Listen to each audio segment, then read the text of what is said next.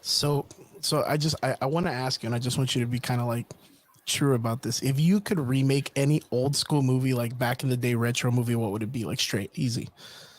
If I could remake any classic retro movie, it would be uh, Night of the Creeps. That was the weirdest 1980s horror film to this day that I remember. I mean, evil slugs, they turned people into zombies. They came and crash landed from a comet. It has a bunch of great one-liners. I'd probably bring back some of the original cast, but Nice, remake that now. It's just the freaking weirdest damn movie I've ever seen. I mean, dude. I remember there's a scene where a guy's in a toilet and he's trying to take a shit, and he's panicking because this person beside him is getting infected by this slug that's climbing into his mouth, and Toilet. it's just disgusting and really 1980s, like true.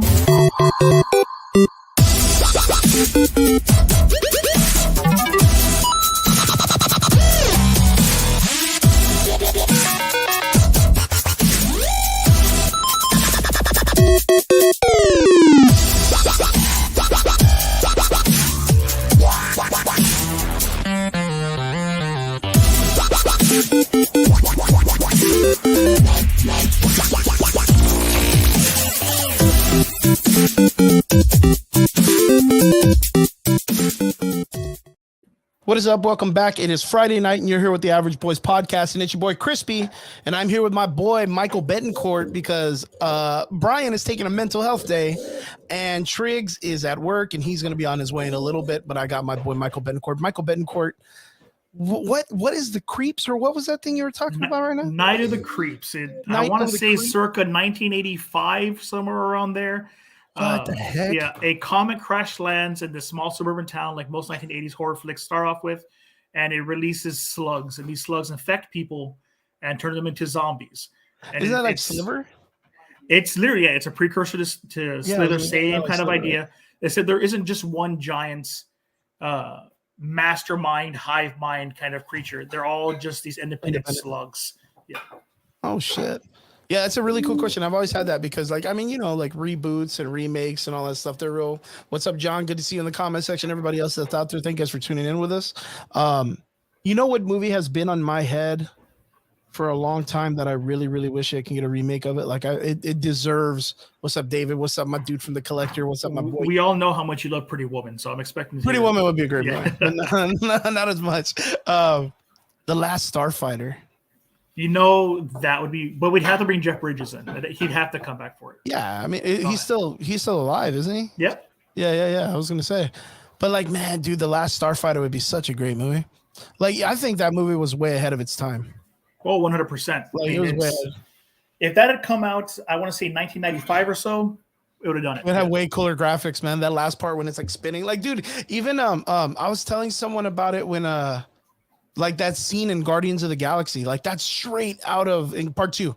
Yeah. They bring that ship that's like the mining ship, and then they bring all the lasers, and then all of a sudden it just starts spinning around, killing all the gold people. I forget the gold people's names, dude, from that movie. I always forget. I can't even think about them right now either. Jesus. But like, dude, that reminded me of The Last Starfighter in my head. I was like, man, dude, that would be a really great movie. The Last Starfighter is really good. I mean, we got a really good revisit with Tron, right? Yeah. Like, I think people give hell to Tron's. I guess it's sequel. It's not even a remake. It's 100% a sequel. Yeah. But I think it was a great film. It picked up the legacy and it kept running with it. I think they did a fantastic job. The actor that they chose was good. All the little in betweens, like I mean, yeah, like I can see where like when they brought Finn back or what's his name, Flynn, when they brought Flynn back, and he's like a de-aged dude, I forgot his name, the guy that with Jeff Bridges, right? Yeah, Jeff Bridges. Yeah, like they de-aged him and it looked just like him, like back in the day. But like that was the whole thing, is like his character, it's not really supposed to age. It was just mimicked to be him at that moment. Yeah. Just made like a really, really solid twin about it. But like straight up, like the Tron revisit continuation sequel was, I thought it was great, dude. I thought, Stargate, man. I was watching Stargate, so I missed the beginnings. LOL. Stargate would be a pretty cool remake too. I wouldn't want to touch. Yeah, because you see Stargate. Yeah.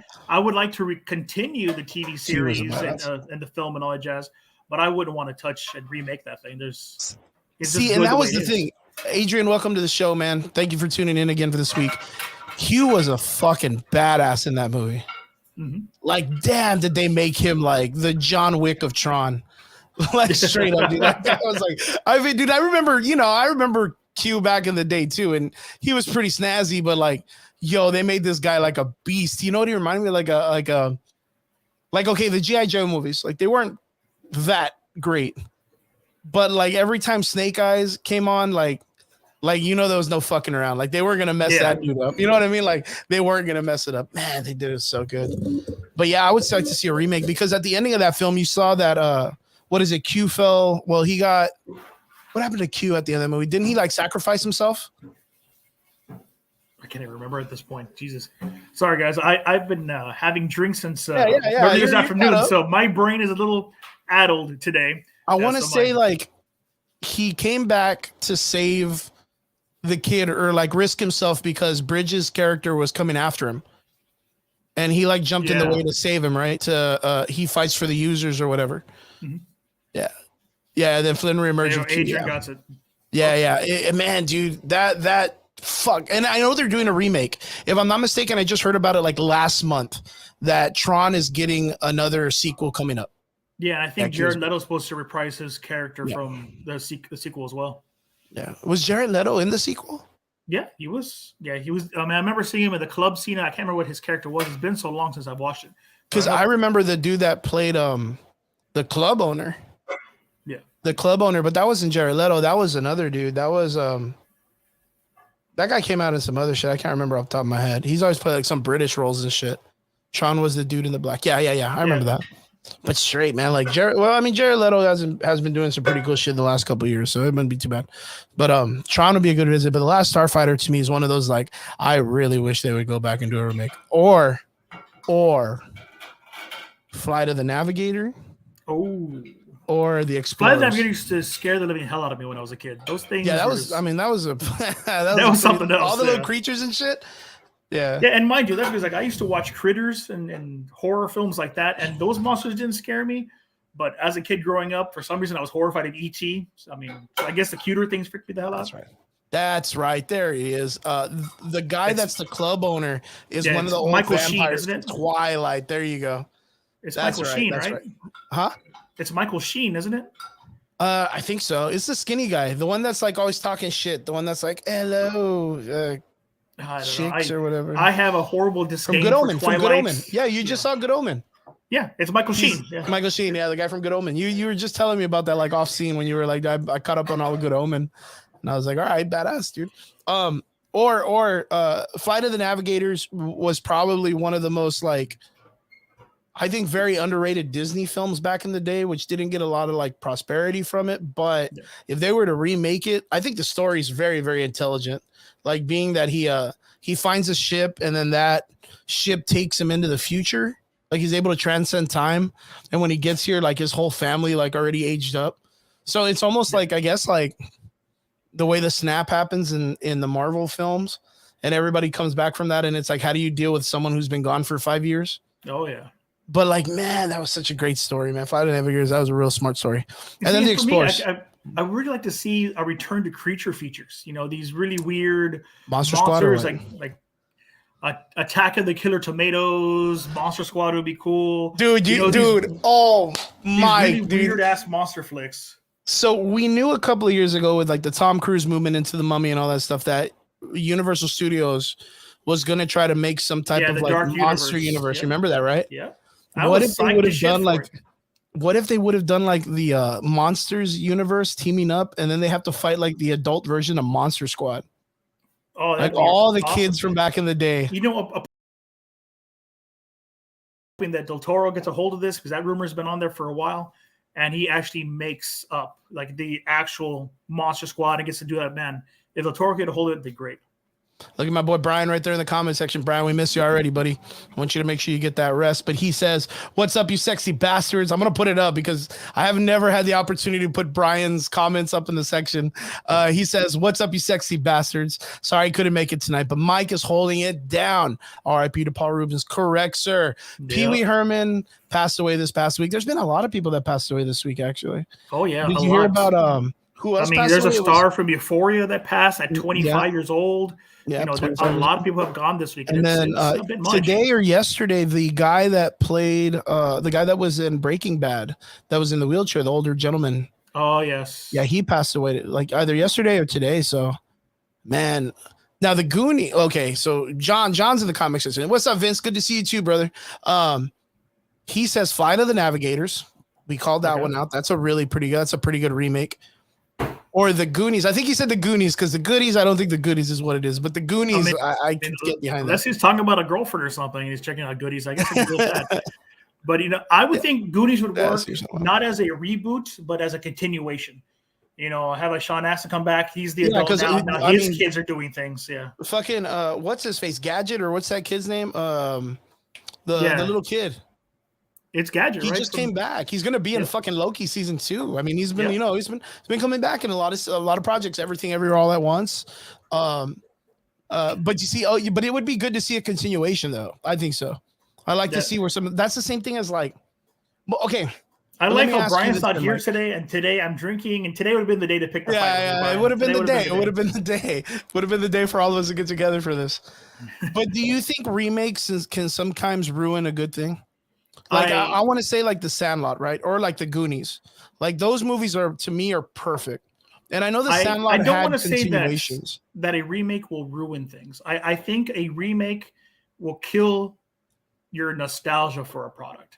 Because a remake isn't for us. A remake is for somebody new, which is I was at an event this past weekend, and we were talking about the new Star Wars films and how everybody sits with them, and they hate the last 3 that came out, blah blah blah. And I was like, look, for me, I understand where everybody sits on it, but those movies aren't for me. Those movies are for me to sit beside my son and him have his experience with it.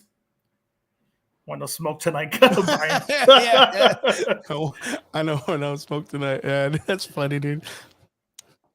But yeah, we do know that the last Star Wars movies are pretty rough, so we do understand where that idea comes from, where people are like, man, do that continuation. But some things come from it that are good. I mean, if you look at The Mandalorian, if they never went back and revisited Star Wars, we would have never had something like The Mandalorian. I'm excited for Ahsoka, the show. I think I am extremely excited for it. Why? Because I've been dying to see what they're going to do with Ezra's character from Rebels, the cartoon, man. Like, there's just so much wealth of story from Rebels at this point. I mean, on all the returning casts, and it's too much. It's too rich at this standpoint. And I just heard, I want to say either yesterday or the day before, that Donald Glover is going to be writing the series for Lando Calrissian. Yes, he's going to be one of the writers, and there's talks that the original Lando actor is going to be coming back in that show too. I mean, so it looks like they're going to do like, they're going to be doing flashbacks and stuff. Yeah, kind of give us the start and then close that story, because I think Lando deserves an end in the franchise. He deserves that story to finish for us, because he didn't really get it in these last 3 movies at all. Yeah, and they brought him back in these last films, and they did make him like this really nice, like still living that smuggler life. Yeah. And he was still out there, helping the rebellion, and he's keeping off radar. And even with him keeping off radar, he's still, profiting, and he's up there because he had some pull where he was at. Yeah. You know what I mean? Like he had some really cool pull. So and then him coming out later to help Rey fly the Millennium Falcon and all that stuff. Like, there's a bunch of cool things that his character had. But there's like a lot of stuff too, like with the expansion of the Star Wars universe. There's always like a lot of people talking about, hey, what about staying away from the Star Wars Skywalker story and building something else? We know Acolytes was a big thought that was coming out recently. I mean, Ahsoka Tano still deals with Anakin's storyline in between, and I just think that there's so much more that they need to kind of like indulge in outside if they want the franchise to keep growing from here on out. I don't know why Disney won't just shut up and take my money and give me a Rogue Squadron movie already. I need space dogfights, X-Wing pilots, kind of clean up space. Like a Maverick in space, dude? 100%. I would throw all my dollars at it. I'm a poor Mexican as it is, and they would take my last dollar. I swear. Man, could you imagine if they brought the directing and writing crew for Maverick to write a really good Rebels? I'd be down. Shit, let Tom Cruise cameo for all I care. You're like, fuck, I don't even give a shit, dude. Like, and call him Maverick. I don't give a fuck, man. Just give me what I want already. Yeah, instead of Muppets in space, it's just Maverick in space. I'd be cool with that. I'd watch it. I have to ask. We just got a comment section. Robert, good to see you. My dude in the comment section says, "I'm praying to God that it doesn't turn out into a Secret Wars or Secret Invasion, bro. Like seriously, man, Disney better fucking Disney really messed up Marvel." Uh, Mike, I have to ask. Comic book lover to comic book lover, Secret Invasion. Come on, man. As a Look, comic we book know it's gotten fan, some heat. We know it's gotten some heat. I want to vibe with it. Like, tell me what you felt. Did you watch it all in one sitting, or did you like watch it every episode individually? every episode individually. Yeah, I went Okay, so old you school were with you were it. taking it in like us. Yeah. Yeah. So tell me, dude. Was there episodes that you liked? Was there certain things you liked about the show? And then, of course, the last episode was kind of like questionable. But give me a breakdown on Secret Invasion, man. Honestly, as an MCU fan, I feel like the series dropped the ball in the end. Something else should have happened that we didn't get, and I really don't know what it is, but it left me wanting more. Like it just didn't fulfill the idea of what we got from the comic book. I remember my favorite line in the comic book. I think it's a 7-part series. I think it's issue 6, somewhere around there. The issue right before the last. Thor is standing in Central Park and he's slamming Mjolnir into the floor, and lightning is hitting the ground. And the scrolls show up, and the Queen arrives, the Queen Scroll, and she makes this comment that he loves you. That was the whole thing. All the scrolls would commit murder or whatever, and they would tell that person he loves you. He loves you. So in the end, Nick Fury comes up, old school David Hasselhoff Nick Fury before he became Samuel Jackson, and says, "No, who's he?" And the Queen Scroll says, "Well, God." And Nick Fury looks her straight in the eye and says, "Well, my God wields a hammer." And then they go to war. And that was the biggest fuck you kind of a line that I would have liked to have seen mimicked here in the show. This grand end of a secret battle that's changed the outlook and the layout of the Marvel Universe, and we just didn't get that. And I just felt like it was lacking. It was a good show for what they produced. Emilia Clarke did great, with her role for what she could do with it, but it needed something. I'm definitely not going to sit down and rewatch it, kind of a deal. But it's been watched because it was the latest piece of material that needs to be watched, so I can continue the story. So, like in your process of taking it all in and stuff like that for seasons, what were like your most memorable parts of the show? Like, what were the ones that you really dug? What characters did you really like? I mean, I know a lot of people talk and they're like, I'm one of them. I'm not even gonna fucking lie. Like, I shit all over that series almost like from every episode. For me, it was I don't know. I mean, I'll break it down to you. I don't want to dilute your thoughts of it by telling you what I think, but I'll tell you after what I felt. But I'd like to hear like your positives on that show, because of course, like, we could shit on it all day, but we know, because we were pretty prominent and understanding during the Heroes reign, like how much like the writer's strike and all that stuff can affect a television show the way it did with Heroes back in the day. So we know, like, when things are kind of falling apart behind the curtains, that all that stuff kind of plays a factor. And I don't want to say like that the writers of Marvels just suck when it comes to these shows, which, I mean, they haven't been doing really good, but I mean, they're not bad. I mean, they could be worse, but Rotten Tomatoes really thinks they did a really bad job with this. But what I want to know like I think a great way to sum it up is, I read an IGN article this week where they got to speak to one of the writers in the writer room for X-Men 97, the animated series that's coming out. And he said that he was really disappointed sitting in the writer's room for some of the episodes, because the people that were coming in to write were prominent writers in Disney's stable of writers, but they had no respect for the source material. They were there making fun of the original cartoon, the suits, the dialogue, the storylines, and I think that's what happened here for me. There's a lot of cool moments, and if I wasn't a comic book fan, I would like, okay, that was pretty cool to see. Oh, the Super Scroll is awesome, but that is not a Super Scroll. There's all these pieces for the extremist virus and everything else they do to kind of give us this watered down version of things that I should have liked, but it bothered me internally, because there was an attempt, but somebody swung for the fences, and all they could do was bunt. To kind of paraphrase baseball here. True. They wanted to give us a home run, but the only way to get this fucking thing done was to bunt, run to first base, and let somebody else score, kind of a deal.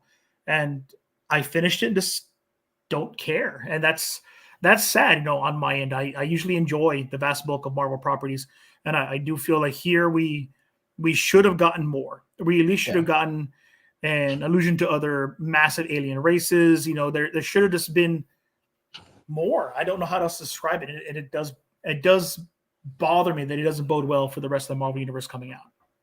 I mean, us comic book fans, we kind of went in there, I mean, from the very beginning, understanding that all the assets that Secret Invasion, the comic book, had, there's no way that show was going to be able to do it. In fact, when you probably responded the same way I did when they announced that they were going to do Secret Invasion, and then someone was like, it's going to be a Disney streaming show. And you were like, the fuck it is. Like, how are you going to do Secret Invasion on a television show for 6 episodes? Like, I mean, there's a part in the comic book that the Avengers from the New Age run into the Avengers of like the 90s, and they slam into each other in the middle of the Savage Lands. Yeah. And then all of a sudden Elektra or Spider Woman comes up to Tony Stark, and Tony Stark's trying to figure out some type of way to stop the Skrulls or whatever. And she goes, thank you so much. You've done good for your queen. And he turns around and goes, what the fuck? And she's like, yeah, you're a Skrull, dude. Like, and he's like, no, I'm not. Fuck, I am. I'm a human, and I'm trying to figure out how to stop him. She goes, no. That's the programming. Like, that's just letting you know, but you've done good. Just chill out. Like, you just chill out in here and do what you need to do or whatever. But you see, and I think that's good for your queen. That's the part of the spy story that I think something like Andor did so much better than Secret Invasion did. With Andor, I know we've gone back and forth, you and I. I think I side more with Brian on this one than anything else. That Andor did the spy drama and the self-doubt way better. You weren't sure where everybody sat on the playing field, and pieces were moving in the background. You didn't really get to experience. Here with Secret Invasion, we'll look at John's comment here. He says the series seemed good, then lost its energy, and that's literally the way I felt at the end of this. It kicked off for me. And okay, I'm enjoying this. This is good, and then it just kind of petered out. It was almost though like the vehicle lost gas halfway, and there was just no more to go. And I kind of just walked it to the end, and well, shit. All right, it's over. Let's go see the Marvels in November when that comes out. Well, I kind of think it's like you said, like, when these people are meeting up in the writers' rooms, they don't respect, all the stuff that has been put in front of them, because all of these new age writers and all these new age people think that when they get the opportunity to write, that their ideas are bigger than these ideas that have already been out there. And they don't understand that the reason why people clamor and come behind these is because it already has a fan base based on that story. Yeah, and so, I do think that, a geek culture in itself, guys like us will humble the hell out of a writer really damn quick if they don't respect a source material. Like, I can understand changing things to modernize them or to make them popularized. I mean, I've died on my hill for the Thor movies. I stand up there alone saying, I enjoy them for what they are. I'm glad I got that media. But at the same time, at least there was an attempt to give me something I recognized, instead of just, what we got with Secret Invasion, because that was not the Secret Invasion. It wasn't. No, it wasn't anything even close to it. Adrian says it was 24 and the spy mind games all up to snuff with what you would expect from Secret Invasion. What does that mean? I don't understand. The show 24, I've seen 24. I like 24. Yeah, that's not what I would expect from spy drama. That's more thriller. I would say something like The Blacklist would probably be a better example for me for or Vantage spy Point drama and stuff. Yeah, or Vantage Point would be like a Vantage Point type of movie. Yeah. And 24 does have like its spy stories, but it's very much like 24 is like a television version of The Bourne Identity. Yeah. Like, it's almost like every little thing, like he'll be like, okay, cool, like I stopped the bomb, but now the car is going above the speed limit, I got to stop that. And then he stops the car and he's like, now the president's plane's on fire. And then he goes for the next one. It's like always something that he has to like running. Yeah, there's a driving point every single time. There's always something going on that's real wild, like out of control stuff all the time. That's the Marvel universe in general. That's just it. Basically, yeah. Because I tell people all the time, I go, look, the comic books are suffering from this like tremendously right now. That there's so many world-ending events that end up getting like written over that it just doesn't even fucking matter anymore. Oh my god, like the Hellfire Gala thing that just happened. Yeah, and then right before that, they did the Sinisters thing. Yeah. I don't know if you saw that shit. That was. Did you see the Mr. Sinister story or no? Yeah, I did. Yeah, he replaced everyone with a Sinister clone, and then it all got deleted, and it went back to normal. And now Beast has a million Wolverines and a million versions of himself, and like, there's just so many like world-ending events. And then something goes back and says, "Oh no, it didn't matter anyways. Like we fixed it. Like it was Jean Grey fixed it or whatever, or their brain or sight." It's so horrible, man. And I tell people, I think like, the only thing that's come out of this latest arc with the X-Men is Kitty Pryde's return to being an assassin level character. I don't know if you saw the last, I don't remember which X-Men book she's in, but Orcus, the organization. Well, that's the story that's going on right now. Yeah, they go to kill her because she fell through the portal. She survived the incidents that Moira and all them did in this last Hellfire Gala. But she's pissed, so she starts attacking people. And she goes up to one of the soldiers and he's like, no, you have to spare my life. The X-Men spared my life the last time we fought. And she's like, oh, that's real sad because now they're all dead. And she takes his gun and phases it into his skull and leaves the barrel in his brain and kills him. And then she murders all the other soldiers there and hides their bodies in the roof. She just phases them into the roof of the building so she can walk away clean. And seeing Kitty do what Wolverine taught her to do was a good return to force. But there's so much convoluted mess. I can't keep track of everything anymore. Yeah, it's just like there's just so much like just crazy ideas that are just being like shot out there. I think we got Trigger back in the show. Trig's about to hop in with us too. Let's bring in the third brain today. What's up, Triggs? Good to see you, my dude. Hey, Trig. What's up? Right now we are talking about all the crazy events that are going on all the time in Marvel and Marvel Comics, and I'm getting Michael's review on Secret Invasion. And we're talking about like, okay, cool. Like we understand as the comic book reader, the awesome, huge ability that Secret Invasion had on the comics and everything that it did and all this stuff. But we went into the show understanding that there was no way that they were going to have all those assets. So I went into it knowing that they weren't going to have any of it. They weren't going to have any of that stuff. So like, it was a very like I already knew, like I really managed my expectations when it came to Secret Wars, and it wasn't one of those that like, oh, I'm being in a big fucking negative Nancy, and I'm like, no, dude, like they just don't have the things that were in the original Secret Wars that had been in the works longer than the MCU had been around, even years wise, and they had been building up the Secret Wars for fucking 2 decades.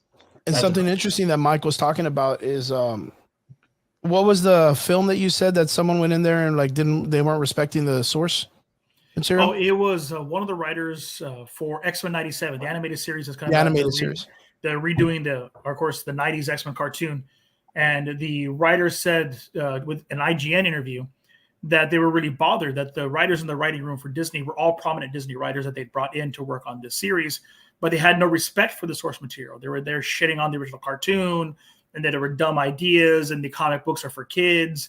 And it's problematic to me. These kind of people are brought in because they are good writers, and I will give them that. They know their field. I work with people that suck just that same way. They know exactly what they're doing on paper, but they have no respect for the type of work you should be doing and the source you're working with. And I think that's what's spitting out the problematic series and films we're getting because people are working, but they don't give a shit. No, and you don't miss anything. If you don't watch Secret Wars, you're not really missing much going forward in the MCU. To be fair, like, I really hate to say it, but like outside of the last episode, Secret Wars is really irrelevant. Yeah, it's super irrelevant, man. But you know what? It didn't have to be that way. That's the problem. That really is the problem. But the thing is, like with WandaVision, you have a story that's really cohesive and still plays into the future of the MCU. The entire narrative. Because it's still very open-ended, right? Mm-hmm. Same thing with, a Falcon Winter Soldier, Loki obviously being an excellent example. Falcon and the Winter Soldier. I mean, fuck, dude, even Miss Marvel. But you get Kamala Khan. yeah, you know, you get Secret Wars and the ending, and you're kind of like, what the fuck? Well, Secret Invasion. This? Yep. Yeah, Yeah, Secret Invasion. You said Secret Invasion. Wars. I keep messing them up too. Right? Why would I ever disrespect that story? Yeah, dude, I'm so scared for Secret Wars now, even more than anything. Yeah. But like the thing is like, I think Mike has a point. Like, if they're doing that for the '97 cartoon, which is already, dude, that's like legendary, dude.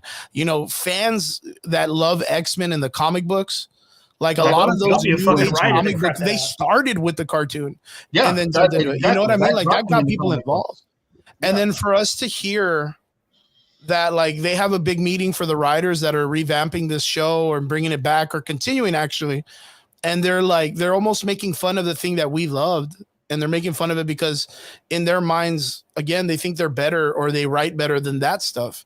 But I love that stuff. I go back and I can watch those cartoons and still be like, oh man, I dig this. And I can understand poking fun at holes, like Morph's death in the beginning of the animated series. Yeah. Morph sacrificed himself to save the one motherfucker on the X-Men that's immortal. Die. Yeah, the one dude that cannot die that could have taken that Sentinel blast. Morph saves him. Yeah. So I mean, I get it. He's his friend. There's a hole there, but not respecting the source material, not caring enough. Oh shit. You know, about what that series did as a legacy to get everything started. It's ridiculous that there's no point to it. You know, those people shouldn't be in the room. Now, Triggs and I talked about this, Mike, last time, and that was right before the final episode came out. We were talking about, okay, what kind of stuff would we look out for the last thing? Like, what do we think is going to happen? Did it come out? Not at all what we wanted. One of the ones was I was just shooting shit in the air, and I thought it would have been funny, giving props to the Man on the Wall and what is it? Original Sin. Is that out of nowhere. Yeah, and like when you said that, I was like, you're really reaching. Yeah. So I was like, okay, he makes the phone call, like, we're gonna end this. And the whole time we were like, dude, this can't be it. Like, there's gonna be like big cameo or something, right? But it's gonna be a throwaway because, like, you know, no one's gonna come on this show. And I was literally saying it would have been cool if David Hasselhoff came out as Nick Fury, like the original, the dad, like, you know what I mean, and been like, okay, I've been here the whole time, and we knew the invasion was going on and all that stuff. Patrick Swayze, what did it have to know? But the other thing too is that I think Triggs or Brian had made a good point with this, that the Nick Fury that was actually in the show, it would have been cool if he was at LMD. And he called the real Nick Fury. And on the last episode, you see that fucking like laser beam, and you see him come out with the trench coat and the patch and the hat, which gives you a whole reason why the LMD was more nice, understanding, and very passive, instead of being like the fucking ridiculously hardcore Nick Fury. You know what I mean? And I mean, that was the thing. Like, I think that there was assets if that had happened. That happened, because that would have been a lot less disrespectful to the character of Nick Fury, of course, than what I got in Secret Invasion. Yeah, we got like don't get me wrong, there were certain and I've said this the whole time we've covered the show, which was I have to pick and choose my scenes in every episode that makes me want to watch the next watch the rest of it. Yeah, to stay connected. And I had a big problem with that because that shouldn't have to be the case. I shouldn't have to be like, please just give me one scene that will convince me to come back next week. To stay here, yeah. And that's horrible. That's trash. You know, like why should I have to want that? Especially from a Marvel fan where I can pick up almost any issue and be immediately engaged.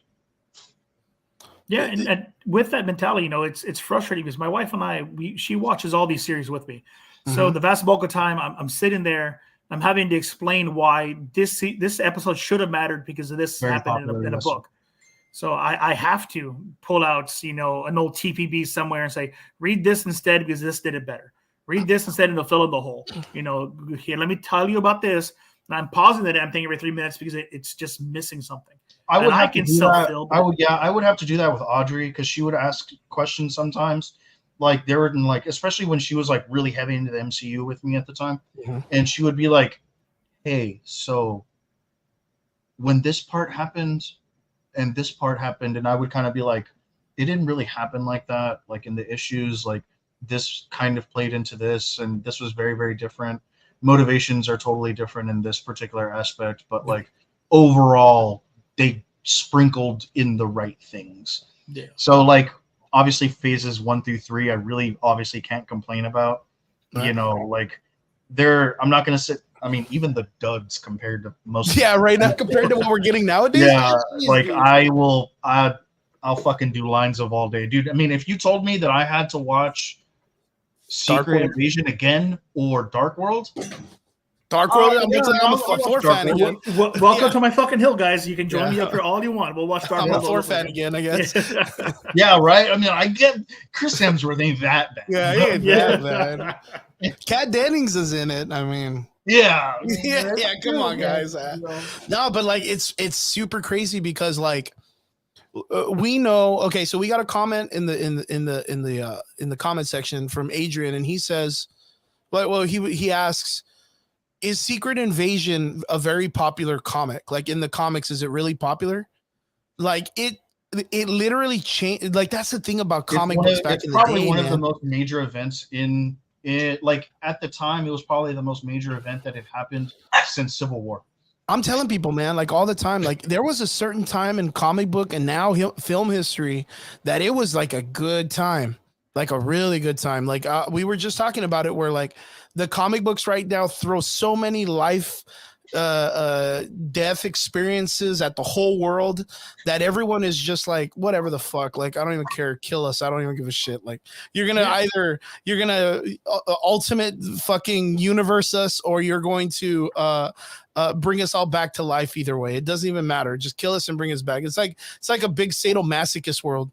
But like there was a point in time where these comic books were one event would change the entire facet of the surface of the shows, of all the comic books across it. Secret Invasion changed the entire way the comic books were. At the time it came out, it was hard as shit to find. I remember having to call my a drug dealer, my comic dealer at the time. I was like, dude, I need this issue. Give me the variants. Yeah, and all that jazz. It was difficult to find. Yeah. That's super crazy, man. Fucking man. What you got? Yeah, basically, it's like you got an A, B, and C variant. Okay, let me get all three, man. Let me get all three. Adrian also asks, "Hey, what do you think, man? Do you think WandaVision is a good adaptation of House of M?" Oh, not at all. Not at all. No. Fucking, we're looking at Deadpool right now being the better rendition of House of M right now.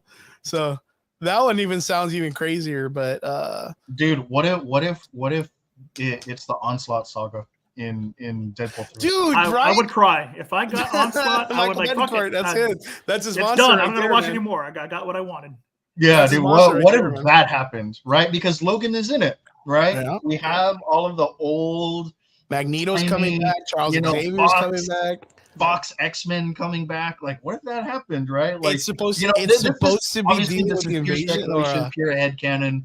But like, oh my god, dude, like, what if we got like an Onslaught, like a funny Onslaught saga? Man, I shit you not. I'd buy all the damn merchandise. I'd be all over that. Dude. Like, man, yeah, it'd be gross. Like Ryan Reynolds Onslaught shit. Jesus Christ. Well, because like Deadpool actually plays like a pertinent part in the Onslaught saga. Yeah. Him and Cable do quite a bit. I mean, Cable takes on the Hulk by himself. He does things in the Onslaught saga, and he's not just like a character. Like him and Cable, do they go to work, bro? Oh yeah. Yo, do you think? Well, he has to, right? Jeff, what's his name? The guy that played Thanos. Josh Brolin. Josh Brolin. You think he's coming in Deadpool? He's got to be in Deadpool, right? I mean, he's in the Marvel universe. I don't know if he's been. He has stated that he's not going to be Cable in Deadpool 3. Really? He's come out and said that he's not in the movie. What if he's going to be Thanos, dude? Well, he said he's not in the movie, so. But what if Thanos is? Oh yeah, I mean, fuck. I'm reaching by now. I just want to have that whole like Thanos had the Infinity Gauntlet, and he had like his second wish that he did when he was on that little planet was like, fuck Deadpool. I don't want him meeting Mistress Death or whatever. And then when he blows up the fucking stones, you may as well just have the Thanos copter then. Yeah, dude. I mean, why wouldn't you at this point? You know Ryan Reynolds would put that shit in that movie. You know he would. There's a fucking Fox movie logo in the back of the scene already. Yep. Come on, man. The Thanos copter is going to be there. Juan, what's up, Juan? Good to see you in the comment section. My dude, he says, too many agendas trying to come across instead of trying to please too many people instead of them just making a good story. And that was, you know what? That's a really good point. And the reason why I say this is because we've been saying that. There's like this weird vibe that I get that the Marvel universe is collapsing on itself. And the reason why is look at how they handled a pretty prominent storyline from the comics that's like super like, this is a very well worth it. This could have been like $1 million movie, easily $1 million film. And the way they handled it, they were just like, 6 episodes, Disney Plus show. Like, I really think that Marvel is on this cusp of being, of collapsing on itself. I really, really do. The way they handle Secret Invasion is like, and then for them to be like, well, it's not our fault. It's your fault. It's not our fault. You guys watching it. And reviewing that's where it and talking. I think we sit right now with the MCU and Disney's management of the projects. It's gaslighting. They're telling us it's not us, it's you. You're the problem. You're not buying it fast enough. You're not subscribing fast enough. So why are we going to try? But they stopped trying at some point because they hit this plateau. And to go back to what Juan said about these agendas, I do think the writer rooms stopped being, let's tell this story, and everybody individually wanting to make a name for themselves. Yeah. And that's problematic. If you're going into a story that requires an entire team to put something together, like an entire television series, it shouldn't be, oh, I want to be the prominent writer. I want to be the standout person. So I'm gonna push this one specific thing. You have to care about the source material. Yeah, that's a good point. He made a really good point. Juan just put, like, it's not just the MCU though. I saw the worst Star Trek episode ever, a musical, like a real musical, like a musical. Oh, with New Frontier, yeah, they just did it. I haven't watched the episode yet. Yeah. I'm still finishing up Star Trek Discovery, matter of fact.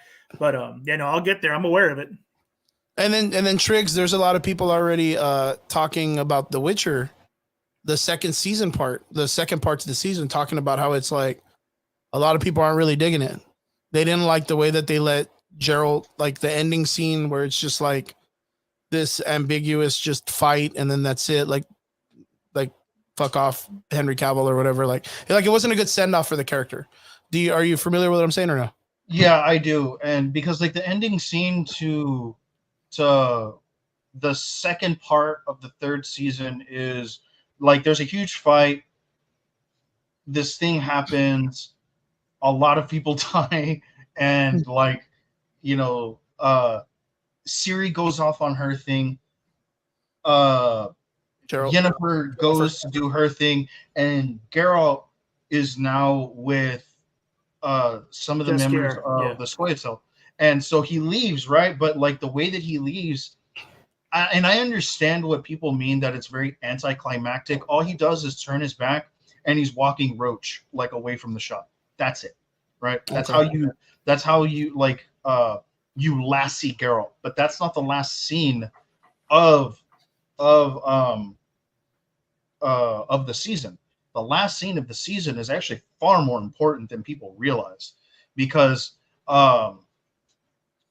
it ends with Ciri killing her first person, joining like the little band of bandits that she ends up with, and calling herself Falca, which is like the alias that she gives herself when she's with these little band of rascals and stuff like that. And for anyone who's ever played the third game, this is where she's going to get, like, it's going to be in this next series of events that she's going to get her like iconic scar across her face. Oh, we got 2 comments, and I'm going to let you guys answer this because Mike, you're also a pretty big fan of the Witcher stuff, right? Oh yeah, read the books, watched the entire series. I understand 100% where people are saying that it was anticlimactic for Geralt, but what Trigger's saying is how did you dig the second season, first part and second part? So the second part felt way too damn rushed for what we got. It shouldn't have been 3 damn episodes. I was hoping I would have given 10 episodes total. Yeah. If I'd gotten 2 more, maybe 3 more episodes, it'd have been golden. But it just, they crammed it all in. The fight at the tower was just it bothered me that it was just shoved all together. But what Trigger's saying 100% is true. If it goes the way that the game goes, then this Superman next series is going to boycott. be far more prominent for Siri than it is Geralt. No, What's up, even for JD? Geralt, Superman is a Boy Scout. you have to you've read the books, Mhm. so or you should know, at least in the next series of events, Yennefer and Geralt are going to get back or are going to see each other again. She's going to ward off the hunt, and he's going to join it to save her. Yeah, and the Great And Hunt then on this Jazz is where is it, very like, important. it But from leads a back into the first game.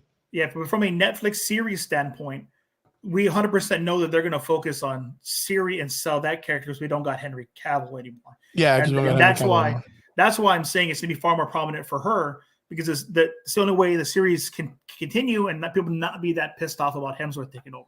Mm-hmm. And we got two questions. One, I gotta say, JD comes in and says Superman is a Boy Scout. Well, I mean, not in this show. I mean, Henry Cavill kills in this show. Man. He does real good. Yeah, man. You know what? Before we go on, I just want to say, and I said this last week, and Mike, you weren't here. The last episode of part 1, no, it's not, was dude, like was perfect. Was perfect. The one when they're at the ball and it shows like the first part of the ball and then it goes back and shows like how they did everything in the background and shit. That was very intelligent story writing and episode making, man. Like just cinematography all the way through. I am always going to love what happened. Like I don't, because like this isn't at all accurate to what happens to Tisea, but I love Tisea's character in The Witcher. She is like the fucking lady with class, like she's is that the one that Yennefer's always talking to? Yeah, I got you. The one who ends up having her hair white, at the end. Yeah, from all the lightning and everything else. Yeah, she's the one who's throwing the lightning and stuff like that. Gangster shit, dude. Gangster shit. Yeah, and I agree with you. The way they handled her character in the series, though it's different, I think did some really solid justice for her as a character, as a person in that specific universe. She's just fucking a badass, 100%. And dude, because like she's a hoss, dude. She's a straight hoss, and like there's a reason why Yennefer has a huge amount of respect for her. You can feel it. Like, not only is she considered mother to her, but at the same time, I think people forget that she's like the most powerful mage there. She knows easily one of the most powerful mages that like Aretuza has currently in its employ. Exactly. But like, because like, I mean, to be completely honest, it's Yennefer. Yennefer is absolutely the most powerful mage like Aretuza has ever produced. Yeah. But like she's very, very reserved where she is right now because she's still kind of feeling things out. You also have to remember, Yennefer is like 80 in those events at the moment. She's old. She doesn't look it, but she's old. And Geralt's like 74 or something like that. Oh shit. Like, yeah, these motherfuckers are old. Well, I'm gonna ask you guys both this because you guys are both really, really big fans of the series. The question that Adrian asks, because this is important, we understand that Geralt, or how do you say his name? Geralt. He's going to be changed in the next upcoming episodes or next season or whatnot. We understand this because of the leaving of Henry Cavill. But he's asking, because this is probably where the audience gets a little bit confused, isn't he supposed to be the main character? Is Geralt the main character of this story in the books, or does it revolve around someone else? In the books, it depends on the story being told, because Geralt is a Witcher, and I think where people make the disconnect is like, oh, Geralt is the Witcher, and he's not the only one. Technically right now, Ciri is considered a Witcher. She's had the training and all that jazz. She's not imbibing of the ocean. It's one of those things that like they gave her a sword and they were like, go forward, be a Witcher. Yeah, and she like go forth and fuck things up, basically. Yeah, like sick, will do. Yeah. And so like, but she doesn't officially get certain things that like Witchers need until much later on. Yeah. And like one of those, like very iconically, being the pendant, like her medallion, Mm-hmm. You know, she does eventually get her medallion, you know, her little, you know, shaky medallion, and she's a you know, a school of the wolf, so it will be of a wolf head. And you know, that's kind of like what solidifies you as a witcher, having that pendant outside of like the eyes and stuff like that. Yeah, learning how to make the tonic and all that jazz to give herself the power and everything. The training, she's an apprentice knight in essence. So to say, there's no Geralt, so there's no Witchers, there's no Witcher show, is inaccurate, because there are and were other Witchers before everything fucking went to hell the last other season. So I mean, it's almost like Pedro Pascal saying that he would be okay with Katie Sackhoff's character, fucking what's up, Bo-Katan. Yeah, taking over the main Mandalorian show. Yeah, because like I mean, like, it would be okay, but like it just sucks because you know that's not what we want. Yeah, no, and I totally get it. I completely understand why people would have that problem. Mm-hmm. My thing is going to be like, so they're obviously going to have to explore what's going on with Ciri, but I think the biggest thing that, and I think this is the way that they're going to leave the series, is that they're going to leave the series when Geralt joins the Wild Hunt. Yeah, I think that's what season 4 is going to be, and it's going to end with him joining the Wild Hunt. Because we got a good allusion to it this season. We did, yeah. This will still be Henry Cavill's character, so they're going to change it. Yeah. So we understand that you're going to change the character, and with the removal of Henry Cavill as the actor, and then bringing in someone else, you know, they'll shoehorn in some idea that like they hit him with a spell and makes him younger or whatnot. You know, they're going to shoehorn it to be where it changes his image or whatnot. They're not just going to recast him and then not say anything about it. And then Marvel, hopefully. Please don't. But the thing is like, okay, so you both know that the pathway that they're probably going to take is they're going to probably push Ciri's character and Yennefer's character into the forefront.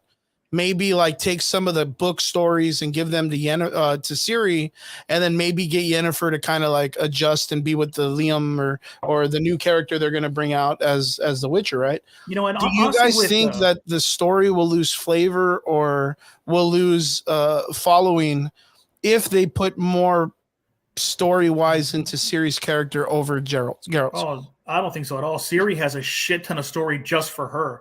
And that's what I think is going to happen. They're not going to change Geralt's story to fit Ciri. They're just going to give us Ciri's story. Which, I mean, I think we all want to see. She looked like a total badass the last episode with her tan, you know, fighting that fight, and the other people telling her, you know, she's playing with him. And the way she took that man apart, you see the wolf that she's been trained to be. It was pretty nice. Good. And it's true, because like she really was playing with him. There was absolutely no effort. That wasn't even a low diff, dude. That was a straight no diff fight for her. Like, he got straight jobbed, and it was fucking hilarious. I loved it. Every second of that fight, every swing, she was just like, yeah, dude, whatever. Like, yeah, and the way the actress handled that character, you could see Geralt's training in her face, because it wasn't, there was no fear there. There was a sadness to her, because she knew what she had to do, but she ate him. Like, she tore that man apart. If I saw that woman look at me that way across a fucking bar, I'd leave the damn bar. I'm like, fuck this. I am out. I ain't winning this fight. It's over. She took him apart. Yeah, I think JD's mentioning that the Ciri costume and the Yennefer costumes are new in the Fortnite the game. They added the character for Ciri's costume with the scar and all that stuff. So they brought in the future, I guess, variation of Ciri's character. Yeah, he's saying to consider Liam Hemsworth as new DLC for The Witcher. Oh, is that what he meant? No, that's funny. No, that's crazy. That's good. I'd be like, all right, dude, I guess. Are you guys okay? So, and then that goes to Adrian's character. Adrian asks now, do you think those characters have earned a spot in becoming the lead of the show? Have fans enjoyed the rendition of having them in the spotlight? Oh, Ciri and Yennefer, 100%. I mean, okay. Yeah, they've done wonderful. You kind of have to understand that, like, that Ciri and Yennefer were kind of like they may not have been the absolute prominent protagonist of the stories, but they were protagonists in their own right. Okay. And yes, 100% they have. Like, for one, like series like what 14, I think 13 in like that, like I the like 14, that era. Yeah, 14 years old, somewhere around there. Yeah. Yeah, and when she meets back up with Geralt again, I think she's in her early 20s. I think she's like 22 or something like that in the third game. So they're gone for 8 years between like those events. Between the first pretty much that point of season 3 and when she sees him again. That it has been 8 years, give or take. Oh, that reminds me too. JD had put this in the comment section earlier. On adaptions of video games to film, Last of Us was pretty successful. The Witcher it was fucking amazing. Yeah, it was pretty good. The Witcher has been doing pretty good. I know that there's been some, turmoil and whatnot, which brings us to our next part. Boys, did you guys get to catch up on Twisted Metal? I myself still have not seen it. I don't have Peacock, so it's very hard for me to kind of catch it. I've been catching a couple episodes in VR on certain apps with people that are showing them, but I haven't been able to see the whole thing in its entirety. But Triggs, Betancourt, have you guys seen Twisted Metal, the series? I have not yet, no. Honestly, like I've been so busy this week with my new job and securing a second job that I've really, really been at it. What about you, Betancourt? Twisted Metal, I sat down to watch it just because I had a love for the games. I love how this is going already. So I sat down to watch it, and I expected fucking nothing from it. I was like, this is going to be horrible. I know it's going to be bad. I'm just going to get through it. One episode, fuck it. And holy shit, that show surprised the living hell out of me. I absolutely loved Twisted Metal. That show did so much respect for every character, gave us more lore for the storyline, subtly introduced things that create the Twisted Metal tournaments as a whole. And I mean, was it Samoa Joe as an actor portraying the physical acting for Sweet Tooth, and then and everything about it was just a fucking home run. Twisted Metal was amazing. So tell us how the show went, like from the first episode. Was it 10 episodes? Yeah, total 10 episodes, and honestly, and they're only like 30 minutes long. They're not even that long. Yeah, I expect crap. I really did. I was like, okay, the cars are going to blow up. There's going to be a couple of sex jokes, some fart jokes, and it'll be over. Yeah, but the series touched so much on each individual character's personal journey and drama and story that's game accurate for the most part. Surprised the living shit out of me. There was points where I was sitting there shouting like, holy shit, that's this character. That has to be this person. And sure enough, it'd be the character I was thinking of. I mean, we got cameos for people from Twisted Metal 2, Twisted Metal Black. Nice. Like it did a really good job. It really did. How was Calypso? Calypso is only mentioned slightly. And if you pay attention to the entire series, there's graffiti everywhere that says Calypso is real. Calypso lives, this in the background. So when you get to the final episode, one of the final episodes, when our John Doe gets to New Chicago to pick up this magic delivery he has to pick up, they speak to Calypso on the voice box.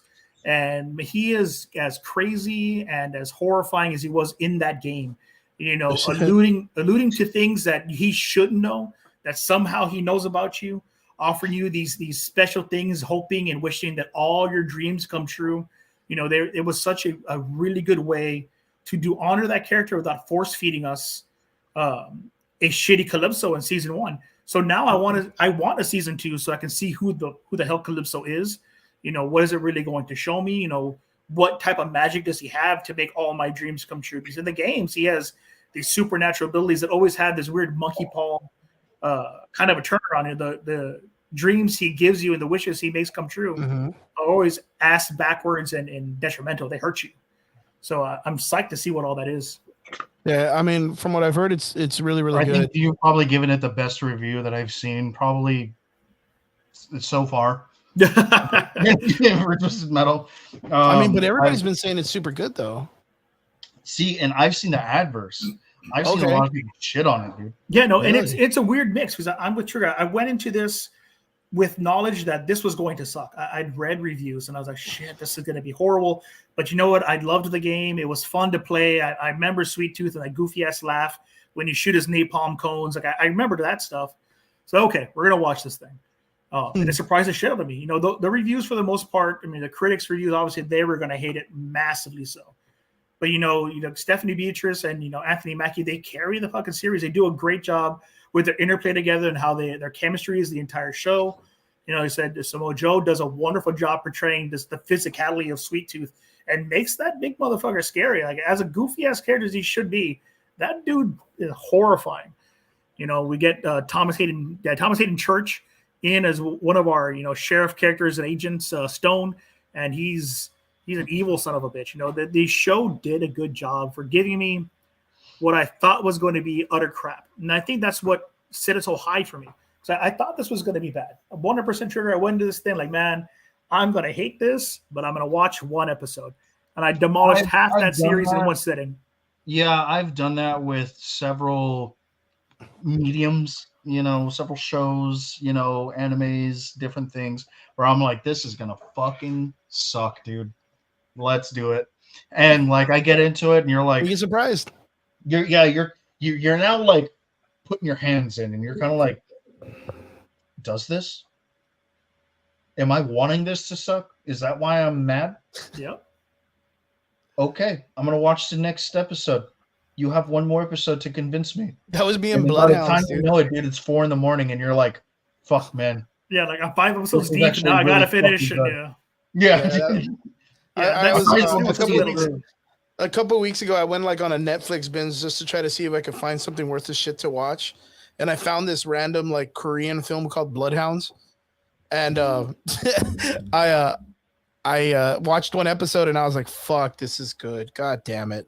Dude, and I came on the show and I was like, "Yo, Triggs, Brian, you need to watch this shit." And Brian, Triggs, you got to watch it, right? So you hadn't said anything yet. You had like mentioned it off camera that you had been watching it, and I was just like, yeah, whatever. Yeah, but it was like, whatever, other people had been like saying shit about it, and I was like, you know what, dude? I've actually been hearing people fucking praise this. You know what? Let me see what the fuck is up. So I watched one episode of Bloodhounds, and I was like, this fucking slaps. It was fucking slapped the shit out of me, dude. It was so fucking good, man. Yeah, I was like, I did not expect it to be that good because, like, to be fair, and nothing against Chris because I love Chris to death, but he like I like shitty movies, man. With like High and Low, and thinks that those are the best. High and Low is so good, cinema, bro. that like Martin Scorsese should be like the fucking EP of like High and Low and shit or some shit. So dude, I'm like, so okay, good. Yeah, but the old school High and Lows are kind of weird. The new ones are the ones that are good, dude. But Bloodhounds was fairly well, man. Yes, it was really good. But it's such a compelling story that you can't stop. Yeah, you haven't seen that what's happening right now. We're getting these big budget stories. Going back to what we're talking about with Disney and all that shit. We're getting these big budget stories that are supposed to be good and they're sucking. But we get these sleeper hits. Like I'm gonna stand on this hill. The Twisted Metal surprised the living shit out of me. I didn't think this would be as good. There was a point where the writing shouldn't have been as good for the scene it was in. We have Granny. I can't remember, but she's a prominent character from one of the Twisted Metal games. Also, she's sitting and she's dying, and she looks at that quiet Stephanie Beatrice character and says, "The only thing more important than food, water, and porno is time." And I was like, that is the most bullshit line, but that line fucking like it hit me. It's like, dude, yeah, what the hell? Who wrote this, James Gunn or what? Yeah, the story caught me. It pulled me in, and I stayed there. I mean, of course, it gives you nostalgia pieces where you recognize cars and vehicles and how they're being formed. As you're going around meeting these other people, you start seeing, like, I think Adrian or somebody mentions the nuclear missile semi truck. The semi truck and the convoys make an appearance. You get to see those trucks. So you see a lot of things that are from the games, and if you're a player, you remember these things. Now, Adrian also mentions Kingdom is a good Korean zombie show. Oh, Kingdom is wonderful. True. Yeah, true. Yeah. There's also a period piece called Kingdom. That's a Korean. There's like Japanese 3 Kingdoms on Netflix already. Yeah. Don't worry. They're all actually pretty good. You're not gonna miss. You'll get a good show. You can watch any one of them. any one of the kingdoms, if you watch them, like they're all good, dude. But they're not all the same though. They're not all the same show. There's literally a manga called Kingdom, and they turned it into a live action, and it's pretty fucking good. It's very Dynasty Warriors. It's very Dynasty Warriors. I do recommend it. I just saw part 1 and 2 yesterday, or the day last week, and they were like fucking fantastic, dude. Yeah, the kingdom that I watched on Netflix was I think China or Japan or somebody invaded one or the other. Sorry, Japan, I think, invaded Korea, and they released this zombie virus. Yeah, that's Kingdom. Yeah, that's what he's talking about. Yeah, that people, for some reason the zombies are real slow and all that jazz. And then when things heat up, they start moving fast. Man, the entire damn series was great. Holy shit. Man, I'm telling you, man, Asian films right now, they're about to pop off real crazy. They're about to pop off real crazy. I don't want to say they're about to. Honestly, I think the first one that really caught my eye was Train to Busan. And from there, I've been in love with, all the horror films that come out of South Korea right now. Yeah. For me, I really have to say what caught my eye, I think, with Asian cinema would have to have been the Rurouni Kenshin movies. Oh, the live action films? Yeah, the live action Rurouni Kenshin movies. And then after that, there's one called Re:Zero, right? And the guy who plays the main character, he's like a very, very prominent Japanese actor. His name's like Takahashi something. And it's a fucking amazing movie. Like, it is so good.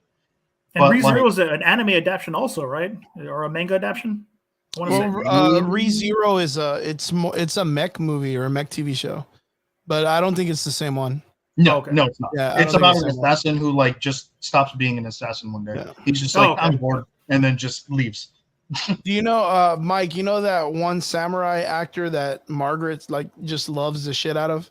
Yeah, I can't remember his name to save my life. Yeah, he's the one that does like the 100 million versus 1 movies, and like he does that one with Nicolas Cage, where like Nicolas Cage is like wearing like a Gantz outfit and he's got to go save a girl like a stupid Japanese like.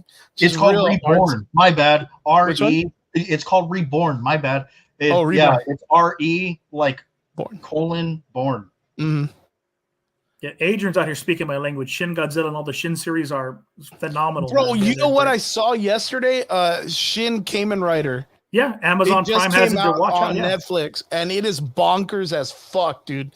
It hits the ground running. Like as soon as it started, there's a dude with a spider helmet on. Kamen Rider shows up and just starts skull fucking like all of these dudes, like just blood everywhere. Well, people forget that although it's technically a Super Sentai series, Kamen Rider doesn't fuck around. That's an adult ass show. He will wreck shit.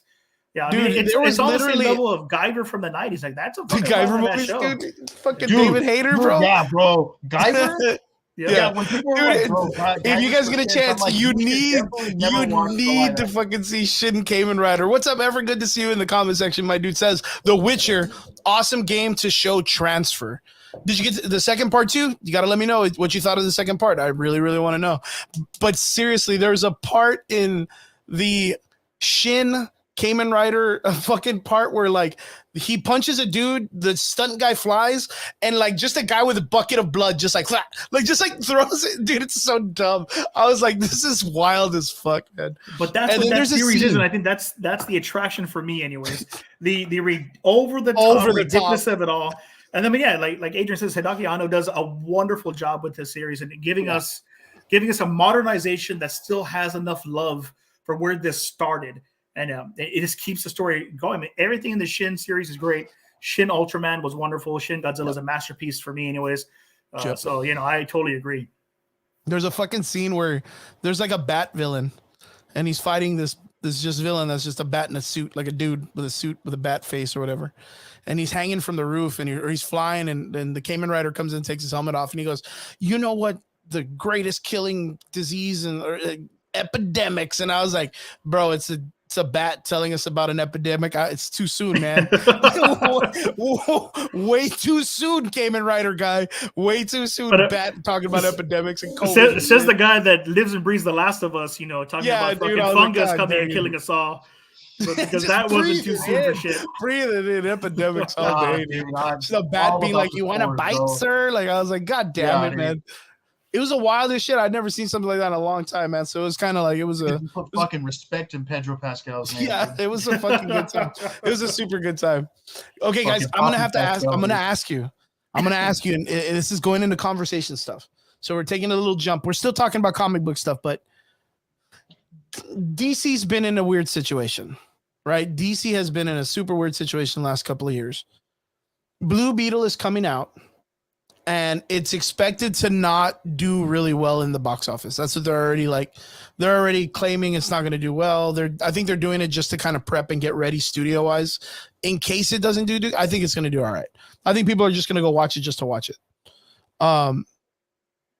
But then again, we heard also that James Gunn said that Blue Beetle as a character will be in his universe, but this story that's going on is not canon in his story. Did you hear about this? I didn't hear about that, but I did hear that James Gunn said that Blue Beetle is going to be a character in his series. Yeah. Triggs, did you hear about that anywhere?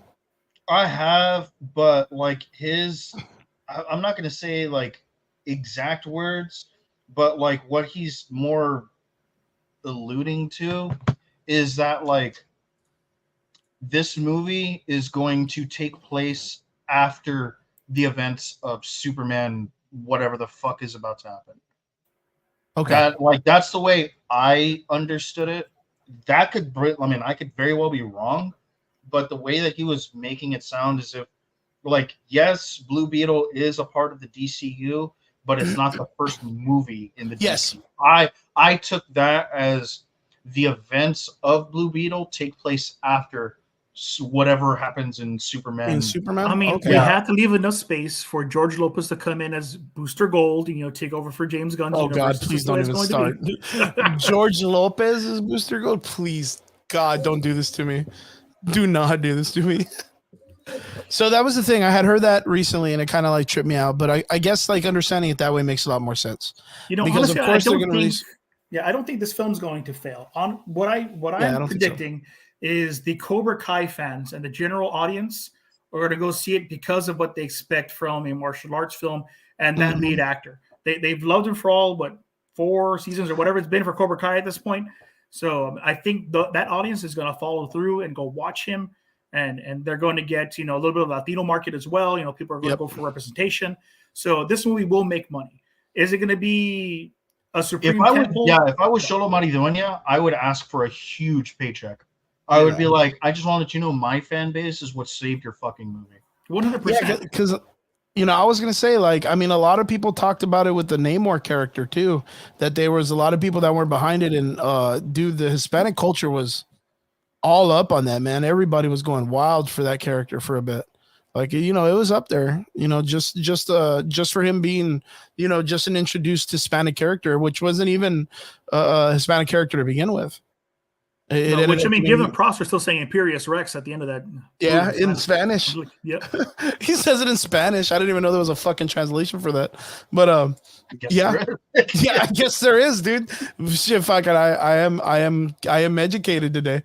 The reason why I say this is because of the fact that we do know that James Gunn's coming in. Him and Peter Safran are doing their business. There's gonna be a whole revamp of stuff. But recently, literally yesterday, there was an interview on comicbooks.com where Gal Gadot, the existing Wonder Woman actress, came out and said that she has been in talks with James Gunn and Peter Safran that they're all going to be developing a Wonder Woman 3 movie together. We understand this is supposed to be a reboot, and there's characters that are just not going to be involved. That's up in the air for, of course, Ezra Miller's Flash character that a lot of people do not care for, and then a lot of people want because they think the Flash is the best character. That's the cut between. Aquaman, we still have Aquaman Part 2 coming out soon. Didn't they just go back into reshoots for Aquaman 2? I mean, yeah, they did. Yeah, they did a lot of reshoots, man. They went back and then stopped. So, and then they stopped right during the writer's block, the writer's strike, during SAG. During that wow. But that's the thing, okay, so we had an understanding, and I think the census had an understanding that with James Gunn and Peter Safran coming in, changing up the landscape of the DCU, that we were kind of going past the idea that we weren't going to be using existing assets from the Snyderverse. We thought it was going to be a masterful reboot just a big turning of the pace, that there were these movies that were left over and they were just going to leave it as is. But with Gal Gadot coming in and talking about her in talks for Wonder Woman 3, that kind of makes it a little bit confusing. What do you guys think about this? Why the fuck reboot at all? For my take on it, watching the interview and all that, she's pretty masterful with her PR swing. She's good. She's spinning everything to make it sound like she's there. But my theory is she's in development, and maybe she's an executive producer, maybe she's in the writer's room or something. But we will get a new Wonder Woman. Or maybe she's, maybe she's the new Queen of Themyscira. What's Wonder Woman's mother's name? I can't remember her name to save my life right now. Hera? No, that's not Hera. It's the Queen of Themyscira. Oh my gosh, she's the older Wonder Woman in the JSA. I'm sorry. I've had too many whiskey and cokes, and I can't remember her name anymore. It's okay. I'm catching up to you. Hold on. Give me a second. I'm on the way. But honestly, I think that's what we're going to get. That's and I may be 100% wrong, and Gal Gadot does stick around, and she's just a leader for the JSA as they come out. Yeah, it's Hippolyta, right? Hippolyta, there you go. Yeah. Triggs, what about you, man? What do you think about this? Why the fuck reboot in the first place? Well, I mean, it's we have to get rid of Wonder Woman 83, 100%. That's what it is. It's because half of the characters are getting cut out anyways. What do you mean half? Only one's gone. No, Ben Affleck. You have Henry Cavill. That's already 2 parts of the Ray Fisher's gone. Okay, half. All right. Fine. Yeah, I was gonna say that's pretty much half. Yeah, half of Justice League is fucking gone. Yeah, let's just give it fucking. All right, fine. We're gonna call a spade half. Fine. But why the fuck reboot? I don't know. Ray Fisher never got his standalone. Ben Affleck never got a standalone. Henry Cavill only had one, and they scrapped him. So Ben Affleck never even got to direct his. Ray Fisher was just like, "Fuck you guys, I'm out of here." And y'all racist. Yeah, y'all racist. Stop leaving, you're a bitch. And he bounced. So yes, it's half on paper, but is it really? But that's not even in the fact if they keep Ezra Miller, because that's the thing. A lot of people are talking about Ezra Miller does not deserve to come back, but it's not their call. Yeah, I know it's not, but I'm flabbergasted, dumbfounded, and just insulted at the fact that these fucking directors are we never had any plans on recasting him ever. And he was 100% in. I was like, are you guys on fucking drugs? Yeah, they were like, no, Ezra Miller's not a bad guy. He just has a better KDA than all of us. Yeah. I'm sorry. Are you guys in Nexium or something like that? What the fuck is going on? He just has a better kill-death ratio and fucking this first person of life shooter that was going on. No shit. And my big problem with it is for even a fraction of what he's done, you could not get rehired at fucking McDonald's, much less pull a multi-million-dollar production and be okay with it. I don't understand who his family is or what pool he has with Warner Brothers PR, but he should not be there anymore. Dude, Hunter Biden is getting a worse fucking sentence than Ezra. 100%. Even President Biden said, sorry, he's on his own. I'm not going to fucking excuse him from it. Hunter fucking Biden is getting a harsher sentence than Ezra Miller. Let that sink in. The president's son is getting a harsher sentence. Yeah, and mind you, it's the whole drug thing, right? That he's getting hit with, and then of course the bribery. Didn't George Bush Jr. come out and he snorted a half of Texas worth of fucking cocaine, and he did I don't know what with the Hussein family. I mean, at this point, shit. I think it's just wild, man, because Ezra Miller is a fiend. You know what I mean? Everyone and their mother was it's not like he was hiding this shit. And then for them to be so egotistical for the producer of the film to be like, guys, his acting is so good, you're going to forget all the bad stuff he did. For fuck not. All of Hawaii is not going to forget. You know what I mean? To this day, I still want to know if that movie sold in Hawaii. To this day, I still want to know if the Flash did good in Hawaii. Honestly, we know where I stand. If I really feel oh fuck, who's that fucking actor? in Horrible Bosses, the fuck you will, that guy. In Ozarks or some shit like that. Yeah. Like, you're gonna forget all about it. The fuck I will. Yeah, my favorite meme from that is, I'm gonna go running, and it says, "My knees, the fuck you will." The fuck you will. Yeah, and it's just nuts, that's why man. I'm like, the fuck I will. Fuck that. But you know what? Like I've told people before, like, look, with the release of Shazam 2, and Shazam 2 wasn't very great. I still haven't seen all. it. You're not missing much. I mean, I know it's kind of like it's a good kid film. I really think it's a good kid film. I think I'm gonna get drunk and probably just watch it right now. And Trigger, I think that's the best, because that's the way I watched it. I had a few drinks, I sat down and watched it, and for kid film, Jason Bateman. Yeah, for a kid film, it's good. And as a D&D medieval fantasy nerd, the fights that I got from there with all the mythology and stuff, loved it. But it's not a good DC movie. It's what it is. Yeah, it's not at all. Nothing. It tells no story that we didn't know was going to happen already. It kind of, I think, undermines a lot of the building the first film did. But as it being enjoyable, it's fun to watch. What I think my biggest problem with Shazam 2 was that you didn't even really get fan service. Like, if you're not going to deliver a good story, give us some nostalgia. All right, you know what? The only part, and let that be its defining trait, right? Well, at least it was nostalgic. The only thing nostalgic I got out of the Shazam 2 film was, of course, they bring in the original actor of Billy Batson, the older gentleman, in one of the scenes, which was kind of cool. The actor for Billy Batson, not the guy who played Shazam, the fucking kid, right? The only other thing that I got was shout out to that Zachary Levi guy. He literally did the lips the whole time, like the old anime or the old comic book, where he has that stiff upper lip. Yeah, dude. He did it the whole movie, dude. The whole movie, he knew it. And I was like, good on you, buddy. Good on, it doesn't really do well, but good on you. He's straight up stiff upper lips, T poses, the whole 9 yards. He did the whole time. Other than that, the only other thing that I thought was really, really fucking cool was in the final sequence of him fighting the dragon, which is like one of the last fight scenes. Yeah. There's some really great cinematography done that looks very much like a wallpaper, like of your computer. Like there's scenes where he like floats up and he has the staff and like the lightning crackles and shit. And it looks like it looks fucking gorgeous. Like Chronicles gorgeous. Like it looks gorgeous. Like there's just some parts that look really, really well done. Other than that, it's silly as fuck. Like it's just we do have to give some respect and put some respect on her for Helen Mirren for acting the hell out of her part for what she had. Anyways, I heard about Helen Mirren for the first time in Red, and I have loved everything she has done since I've heard the older actress. That's what I was gonna say. Yeah, I don't know her name, but she did an amazing job. She's a beautiful woman to this day, man. I remember watching some of her 70s movies when I used to work at Blockbuster Video. Oddly enough, we had a shit ton of them. I know she's wonderful as an actress. Yeah. Yo, straight up, I 100%.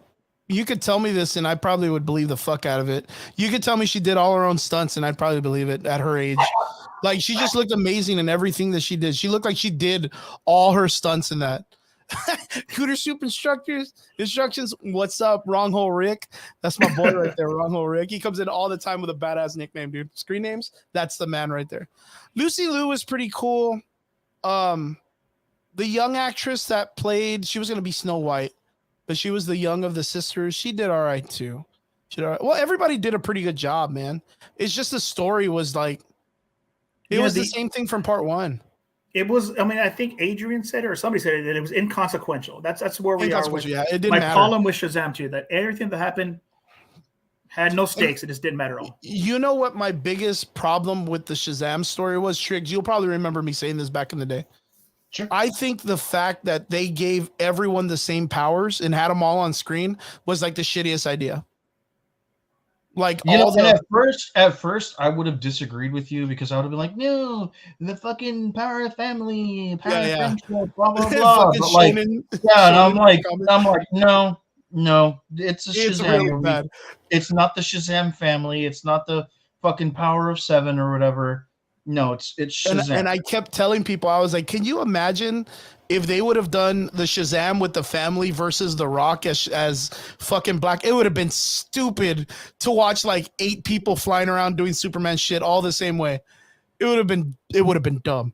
It would have been fucking dumb. Honestly, no, I would have fucked with it, but it would have cost them like Endgame's budget to do shit. But it's not the Vultramites, because if it were Vultramites, I'd watch the fuck out of that. You know, I think if we had gotten that movie, if Black Adam had gone up against the entire Shazam family, I think that would have been a beat 'em up, drag out, where Black Adam stole all the powers like he does in the comic, and he's approaching some weird end game that we're unaware of. It would have been the fast Superman. Yeah, it would have been Fast and the Furious with them. And then Superman flies in and tries to help, and it's just exactly, 28 dude. Wonder Woman just power, like, man. And talking about Fast and the Furious, guys, fuck all you guys for making you watch Fast X. What the hell did I watch? Jesus Christ! I didn't make you do shit. I didn't even watch it yet. I haven't watched it. Fast X is such a great story. You got pulled into that shit. Nothing mattered. Like I went in and I didn't know anything was going on aside from vroom vroom cars, explosion, and it's all about family. That's all I knew. Wait, Mike, what was the last Fast and the Furious movie you saw? Fucking Tokyo Drift. That was the last one, dude. Yeah, he missed fucking Fast like 4 through 10, dude. And he's like, "Fuck it, I guess I'll go watch this one." Seeing a car go down a dam and go up a dam, go into space, fucking, get whips and take 2 helicopters down. Literally, like, after I finished this movie, I think I put it in Discord. Like, what the fuck did I watch? Hashtag family, dude. I honestly can totally believe that someday there's going to be a Jurassic World and Fast and Furious Dino Riders crossover, because that's where the fuck it's going. At this point, I wholeheartedly agree. Yeah, dude. And I like fucking Cooter Soup is like Tokyo Drift is the best Fast and the Furious. You know what's the best Fast and the Furious line was? "What's up, Mark? You new in the house? What's up, big dude?" Hey, by the way, Mark, hit me up on the DMs, man. I am actually back in town. Yeah, Triggs is back in town. So yeah, man, I'm definitely able and ready to come on the podcast, brother. Yeah. Okay, so the best line for Fast and the Furious 10 was not in a Fast and the Furious movie at all. It was actually in Die Hard, which is the fucking scene where the dude from Jeepers Creepers is in the car with Bruce Willis, and Bruce Willis hits like a turnpike thing and smashes into a helicopter. Oh yeah, we took a. And he goes, "Did you just take out a helicopter with a car?" And Bruce Willis looks at him and goes, "I ran out of bullets." That is the best Fast and the Furious line for part 10 when he smashes the 2 helicopters together. I was like, bro, I can't handle this. I can't do this. Dude, I don't know about Fast and the Furious franchise as a whole. Maybe I don't have enough testosterone anymore. My old asses can't do it. But goddamn, dude, that was something. I was like, what the fuck am I watching? And they should just give everybody a shot of Everclear right before you walk into the theater, dude. Yeah, like I need an EpiPen to get adrenaline straight to the heart just to get the hard on necessary to watch that fucking movie. Yeah, that's wild. Look, Triggs is thinking about it. He has Everclear in the back. Look, he's thinking about the Everclear. I mean, I do, but still, like. You're like, I don't know, man. Live free, die hard. There you go. Live free, die hard. No, but I have to ask. Live free, die hard. I fucking love those movies, dude. I love those fucking movies, dude. Back in the day, those are the best, dude. Yeah, shout out to Bruce Willis. I hope he's doing great. I know he's going through his thing, but fucking, I'm gonna miss that guy. Literally losing his voice, like he's losing the ability to speak. Yeah, I'm gonna miss that guy. I really am. I actually watched all the Die Hard movies. I want to say a month ago, just like out of like remembrance for Guardians of the Galaxy movies. Vince always comes in with like the best drinking comments, dude. He's like Fast and Furious with Guardians of the Galaxy. It's like, okay, all right, I'll do it. I'm waiting for the animated adaptation of Fast and Furious and My Little Pony Friendship is fucking magic, because that's all it's left. Transformers, dude. I don't know bro. Transformers. What if they gave Fast and the Furious an actual anime, and it's literally just like fucking Transformers and like just like shifting cars, and they're actually doing shit like that, and just Fast and the Furious would make more sense through helicopters and surviving. You know, Fast and the Furious right now would make more sense if, like, in the next movie, Vin Diesel's just standing in a cliffside, and then all of a sudden his car changes and he turns around and he's like a fucking Autobot, and he's like, "We've been here all this time, Vin Diesel," or whatever, and he's like, "Whoa, this makes a lot of sense." And then Vin Diesel gets recruited by G.I. Joe, and he's in Yes, the roadblock. yes, dude. Yeah, fucking just pay us. We'll write That- shit out of this. Why does that make more sense than the actual fucking The actual franchise? fucking story, right? I'm telling you, I Charlize don't know what the Theron hell I actually want. works That with makes Barbie. more sense than anything that has been given to me. The past Charlize 3 Theron, fucking movies, her dude. character is a Barbie, but Barbie's like an assassin group. Barbie is a what is it? Like an No. yeah, an acronym for something that's stay like within the same brand. So she's not a Barbie. She's codename Polly Pocket. Or fucking yes, something. dude, or something like that, right? Make it all based on that. Oh man, dude. And then I had heard something that blew my fucking mind. And someone was like, "What if in the next movie of Fast and the Furious, like one of the roads is just completely orange, and it's all just a prequel to Hot Wheels, dude?" And I was like, well, fuck, I wouldn't say no, dude. I mean, they're gonna hit a gap. There's gonna be going through dinosaur mouths. Why not make it yellow, dude, for the fucking yellow brick road? And, Yeah, you know, it's a fucking big if you little really dude. went to go see Fast X in theaters, there's no way you can say no to a goddamn Hot Wheels movie. There's just not. You better fucking be there for IMAX and shit at that point. Yo, can you imagine? like Can you imagine? Oppenheimer, Because the thing is, there's a lot of people. Oppenheimer, dude. Can you imagine that Vin Diesel, throughout all this time when he first came out working with Street Sharks, actually bought the rights to be a part of making the movies for Hot Wheels, and this has just been a ploy for this has been Hot Wheels all along. Like, this has just been Hot Wheels. That would be like, I'd watch it after City to Fast X. Like, nothing else. Dude, I would have gotten away with it too if it wasn't for you. you fucking pesky kids. Yeah. Fucking Jason Momoa comes out and he's like, "Yo, check out my super loop," and he turns around, it's just a big orange loop road, and he's like, "We're gonna hit that right now," and everybody's like, fucking going around the loop and shit. Man, dude, that would make that movie so much. I would watch the fuck out of all of them if they said it was Hot Wheels. If they said it was Hot Wheels, I'd watch the fuck out of it. Dude, you know, and for like the old anime manga watchers, dude. Yeah. Did you hear that Alita Battle Angel 2 is actually in Robert consideration for production? I'm about that live, dude. Robert Rodriguez did an amazing job with the first film. Dude.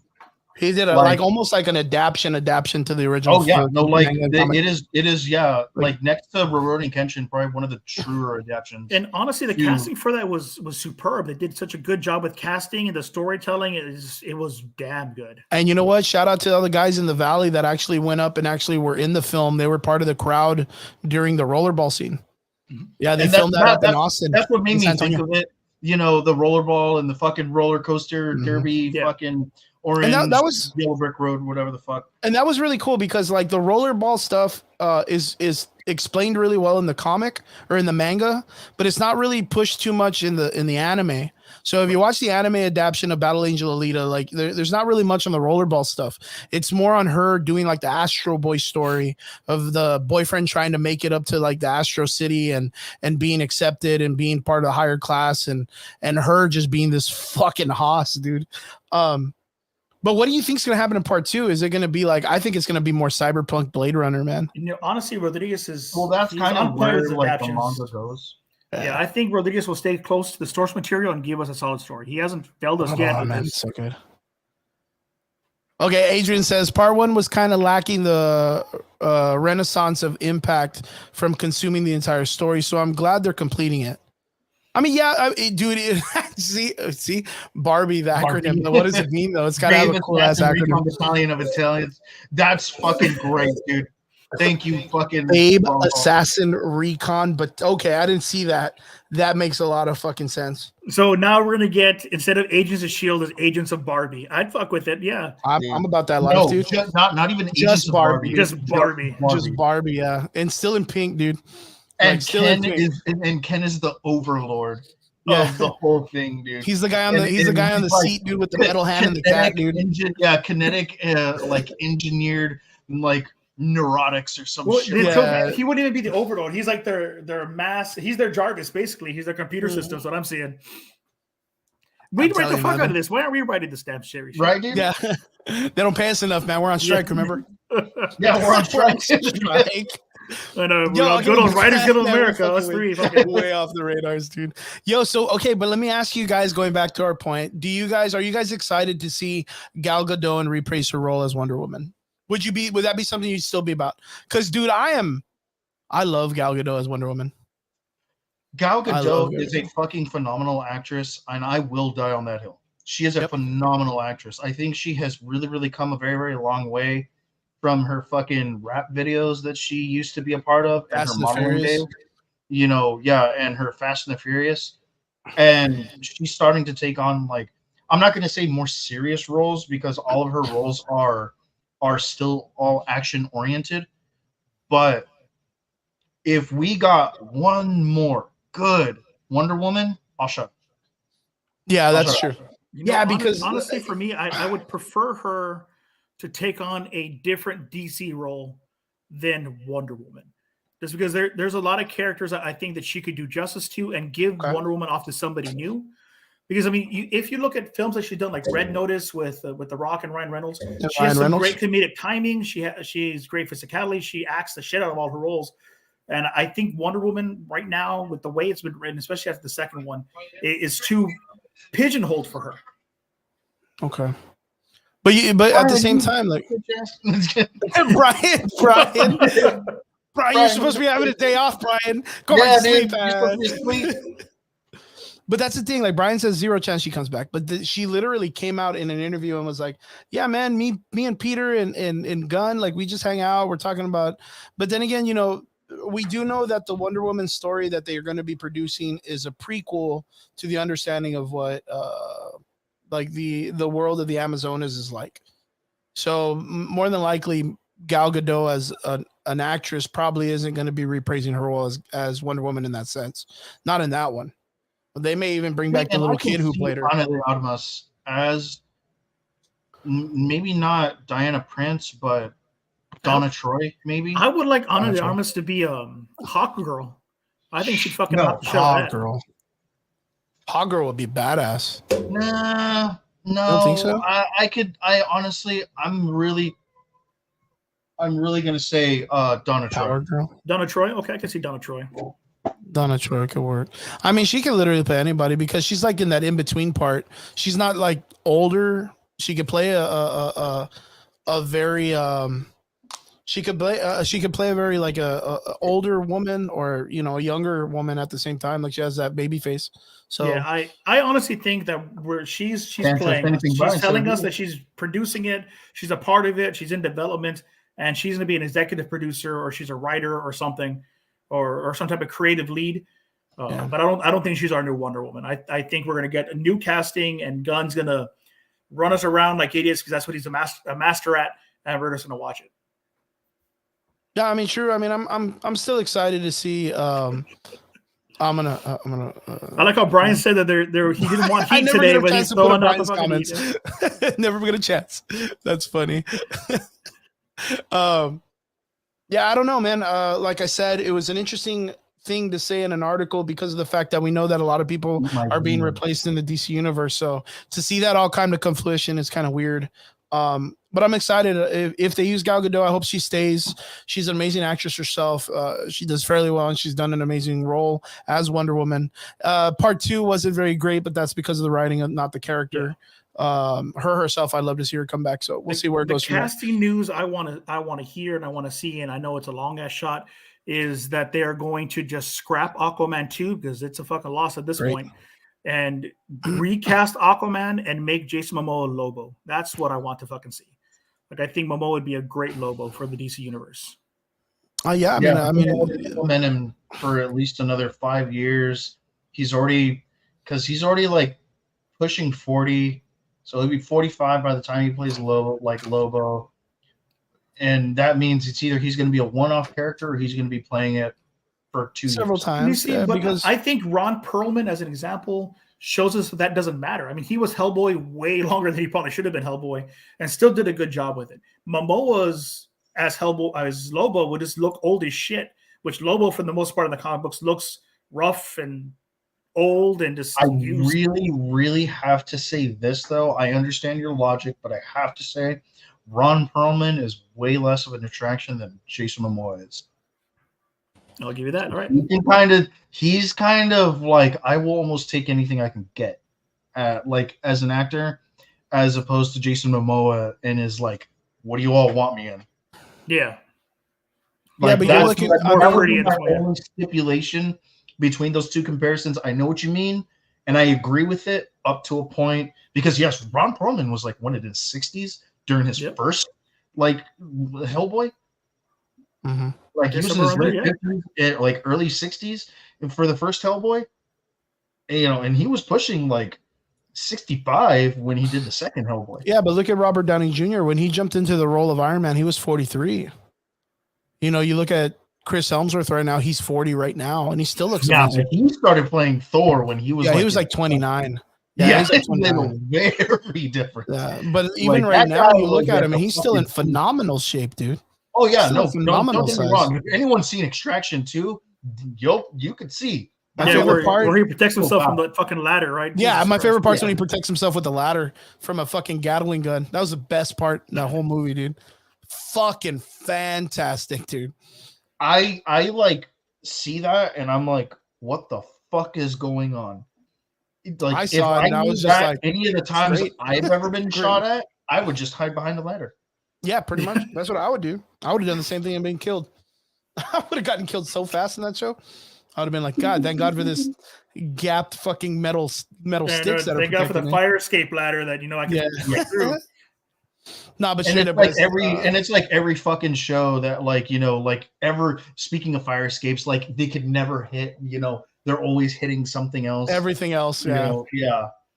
That's super funny, dude. But yeah, that was anyway, on to our next topic. Yeah. Well, guys, we did have a release of Loki season 2, the trailer. Did you guys get to watch it? Yes. Okay. I wanted to watch it here, but I don't want to. I want to say we're kind of running out of time. I don't want to take everybody's time up. But what did you guys think? Are you guys excited for it? I'm all right. Yeah. I have alcohol. I'm good. So. No, I mean, just in case. I mean, it's 10:40, so I don't want to take too much time, and it's it's 2 minutes, 30 minutes. It's all right. But don't do that, Vince. Why would you do that? Yeah. Fucking Fast and Furious. I'm telling you, man. He asks the drinking questions, dude. Fast and Furious crossover with Dune. So I can already hear Vin Diesel. It's all about family and spice. Yeah, and spice. Yeah. Yep. And this fucking. So you guys got to see the Loki 2 trailer.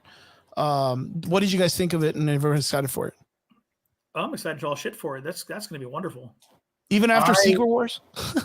Like even after Secret Invasion, that's the kind of thing that I'm scared of, man. Honestly, man, like I know what you mean because there's a lot of season 2s that really have the winds knocked out of its sails, and it just doesn't deliver the same way that season 1 did. But I really think that they're going to give a lot more attention to Loki's story of season 2 than they were Secret Invasion because all of the writers were basically told, don't fucking watch it. Don't read it. It's nothing to do with this fucking comic book. Jeez, nothing. Man. With Can you imagine going into the writers? It's a 100% completely original story. And if they're going to give me that, then they've very rarely missed. Yeah. Can you imagine being in the writer's room and, for Secret Invasion and then being like, yeah, don't read this. Here's a bunch of crazy shit about fucking things that take everybody's appearances and just do whatever you want. No, dude, for me, it's that one meme where it's like, oh, like, what should we do? We're like, oh, we should do this. We should do this. And then it's like, the one guy in the back who has like the most practical answer and gets thrown out of thrown out the window and shit. Yeah, that's pretty much what it is. Yeah, but so what do you guys think? Like, what do you guys have in mind for Loki season 2? Like, there's a lot of stuff going on in that trailer. A lot of stuff. I have a feeling that Owen Wilson's character, Mobius, is going to be a far more prominent character this season. Okay. Yeah, and what do you think? What do you think's going to happen? Prominent character. The way it left us with season 1. I wanted more of him. We got emotionally connected, and it changed by the end of it. I mean, I guess spoilers alert. You haven't watched Loki. But the way it that's left on us. you at this point. That's on you. Like, not on me. It's been years. Yeah. So I mean, the way it leaves it with the memory change, the universe changing, all that jazz. I want that story to finish. I want the fucking jet ski ending. I need that damn thing. Yeah. It looks like from the trailers that they're putting a lot of love and effort into this show. Like, it looks like a lot of the attention that Marvel was like, hey guys, we can't fuck this one up. Like, we need you guys to read the stories and really care. Isn't that shitty when you think that is about very it? shitty. That is extremely shitty. That there's favoritism. There's favoritism. There's fucking favoritism. Yeah, that I think it's horrible. I was just thinking about that the other day. Shitty though, dude. Like that we actually, like, even comic book fans, like, we're actually seeing that. We're like, bro, there's clear nepotism here. And that's fucking atrocious, dude. And then that's the thing is, like, then these people come out and they complain that when people review them and say they're bad, it's our fault because we're not the ones paying attention correctly and all this stuff. And they're literally picking and choosing. They're literally trying to pick, like, which ones want to be successful.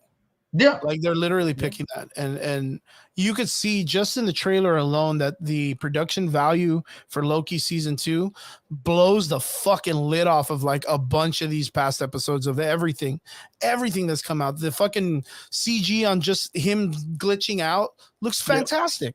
Looks fantastic. The set designs fucking fantastic. You know what I mean? And then you go back and you're like, all right, cool. Like even without the CGI in there or VFX in there, the cinematography alone is already miles ahead of Secret Invasion. Yep. And so that's the unfortunate thing. And you know what? Like, I always bash you, Chris, for being, stickler, for being so fucking stickler about the continuity, right? Yep. But like, this is one of those where it's like, you know what, dude? Like, you had a perfectly good story that you could have easily changed and adapted, very much like how Civil War was, and given equally a great story, but you chose to not do any of that and spit in the faces of the fucking people who gave you that story in the first place. Talking about that, if they had just done a fraction of the comic over Secret Invasion, and we had gotten the Wasp's ending from Secret Invasion, the comic, in this series, it would have made Quantumania so much more important to me. Yeah. Like, if she had went up in, I don't know, I guess I don't fuck up the readers, but it's been years, in that tornado, there was them trying to absorb the power and this bomb and this massive Earth-sized threat that she saves a day. And if we had gotten that in this series, fuck, it would have fixed a lot of the problems I had with, like me saying Quantumania was a Fantastic Four story, not a Ant-Man story for me. It just, I needed something else that Secret Invasion just did not give me. I mean, that's a good question. I would almost say CW DC shows. Yeah, pretty much. Yeah. Yeah, that's not a lie, man. It's so crazy because like Wrong Hole Rick, Cooter Soup Instructions says they've done veered so far from the source material that there's no reason to start now. I know, and that's what my fucking problem is. And I've always gone into the MCU knowing that they weren't ever going to stick with the continuity, but they had an original story that they were drawing from, right? Where they went with that was kind of like, okay, like give some creative, creative flexibility, but like keep the essence of the original story there, because they did that all through fucking phase 1 through 3. Yeah. And you can feel it. There was a plan. And you know what? If it fucking worked for 13 years, if it ain't broke, don't fucking fix it. True that. Stop. And you see, like, my biggest thing was with Secret Invasion, for them going so far away from the source material, I think it's just way too late in the game for them to do stuff like that with a big story like Secret Wars coming up. You know what I mean? Like, Secret Wars is like the one. I'm not expecting anything from Secret Wars, and you know what? And that's so shitty to say because I mean, Chris, you know how much I love. Yeah, I know you love that story. Yeah, and we've talked about it before a million times. Where it's like, we know that it was very. I mean, it's not. I can't even say that because I can't give them that credit anymore. It hasn't been recent that Marvel got the mutants back. Like, it's been more than enough the time for them to shoehorn the mutants into the storylines. And instead of them shoehorning in the characters correctly, they were just like, well, fuck it. Let's do Kamala Khan's character. Let's make her the first mutant. And it's like, bro, come on. Like, I would have to disagree with you on that, brother. Yeah. What did he say? What did he say? I knew it was fucked around Civil War, but Civil War was a hard story to pull off to begin with. They didn't have all the assets, so they didn't have all the chess pieces to be able to pull it off. But they still delivered story. They delivered something that was good and interesting. That still had the essence of what Civil War was about. Yeah. They kept some key characters that were already within the MCU continuity, and they worked within those boundaries. Yep. That's like asking Gordon Ramsay to fucking make a cake with, yeast, flour, frosting, and milk. Make it happen. They needed to, because there really isn't anything else that you could do with Captain America's character. Like, there's no other stories that he already did. Bucky and all that other stuff. Like the Bucky character, like I'd have to disagree there. There's the Nomad story. There's a lot of things that could have been done with the Segovia. We got the Nomad story. We did get the Nomad story. We got it in Infinity. But and like the Nomad story, for what it's worth, like it's just him like going against the government, going against the man, and trying to kind of spread his wings, which he got a really great story in Endgame and Infinity War with that, when he goes up against Thunderbolt Ross. Like him speaking out his mind and his truth. And then not only that, the Winter Soldier, like that by far was probably one of the best like tellings of Captain America from Avengers. The first one, when he finds out that Nick Fury and S.H.I.E.L.D. are making weapons with the Tesseract and all the stuff that Hydra was doing, that there was something that was wrong with the government. So we did get that moment when he did rebel. And I mean, yeah, technically they didn't call him Nomad. But then again, like I wouldn't want to see him in a giant V-neck to his belly button either. You know what I mean? Like, you know how many women would have gone to that movie to see Chris Evans? Nomad's costume, right, like during Original Sin, was fucking sick. Like when he takes back, like right before he takes back his Captain America suit, like it was very reminiscent to the Infinity War suit. Yeah. Like, well, the original one back in like the 80s had like this big old V-neck. His chest was all exposed and he had his muscles all ripply out and stuff. Yeah. He's just showing off all the good stuff, I guess, man. But Arnold, he's trying to be Arnold, so fuck him, whatever. Like all I'm saying is that, like, even though Vince is right, yes, like it is a Captain America story, but still nonetheless, like Civil War was an Avengers story. Yeah. It was truly a Marvel, continuity blend, and it was fucking fantastic. Like anyone who reads Civil War right now is in for a treat. Yeah, you'll read. Yeah, if anything that Marvel has done with the movies in the last 10 years, it has made the writers of the old comic books look like fucking Shakespeare. Like they literally made these guys look like fucking geniuses, because whatever they wrote nowadays sucks, like compared to what those comic books were. Those comic books are like masterpieces. And Jonathan Hickman, I mean, I swear to God, dude, that guy is just dude, he could fucking art on a page, and I will think it's the best thing I've ever read. That's a good way to put it. That's a real good way to put it. So I got to ask you guys then. I have to ask you, with what we got, with what we got left and what we know that's on the cutting block for whatever Marvel has, what's left for Marvel? Like, we understand Secret Wars is like the do all end all story. After that, sky's the limit. But what do they have left? I mean, what arcs can they really use right now that could literally be like, hey guys, you know what? We fucked up this last phase. We need to fix this. I don't know if you guys heard, but we got the casting kind of for the Fantastic Four this past week. And I was like, I didn't even care after Secret Invasion. Like, I was just like, who the fuck cares? What are they going to do? They're going to start a fucking comida, a restaurant, or what? Like, what is the Fantastic Four got left? Like, they don't got anybody. They used all their assets completely. Literally, Quantumania should have been Fantastic Four. So Kang's already out. I very much see Galactus or Annihilus. Who cares? We already got the Celestials. Yeah, but that's the thing.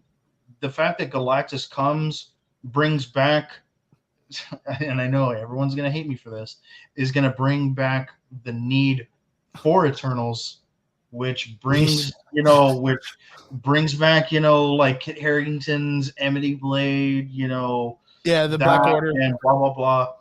But I really, really have to say, Siege. Give us Siege. Okay. I don't think they're ready for Siege. I don't. Man, but how do they even pull off Siege? Yeah, they're fucking man. No, but we could do it. Yeah, but Siege can be done in the exact same way that Civil War was. So let me ask you: would you want it to be okay? Because what makes Siege cool is all the out of this world shit, which is like Asgard literally floating above like some Wisconsin or whatever the fuck. And right now it's it's pretty good, like in the Nordic area of Iceland or whatever, just chilling out, having its thing. Like if anybody goes to war out there, it's cool. No one lives out there. Well, no, because I'm seeing what Trigger's saying, and technically, we could get the exact same storyline from the Siege setup, where Thor is trying to bring back all the dead. We have Lady Sif that's gone, Heimdall's gone, all the main characters, and Thor resurrects Asgard at Broxton, Ohio or Oklahoma, wherever the hell it is. Yeah, I forgot. It was just some fucking Iowa or whatever. Slipknot made a song about it. It's Oklahoma. And he could literally resurrect the city the same way, use his power to bring back the dead from Valhalla.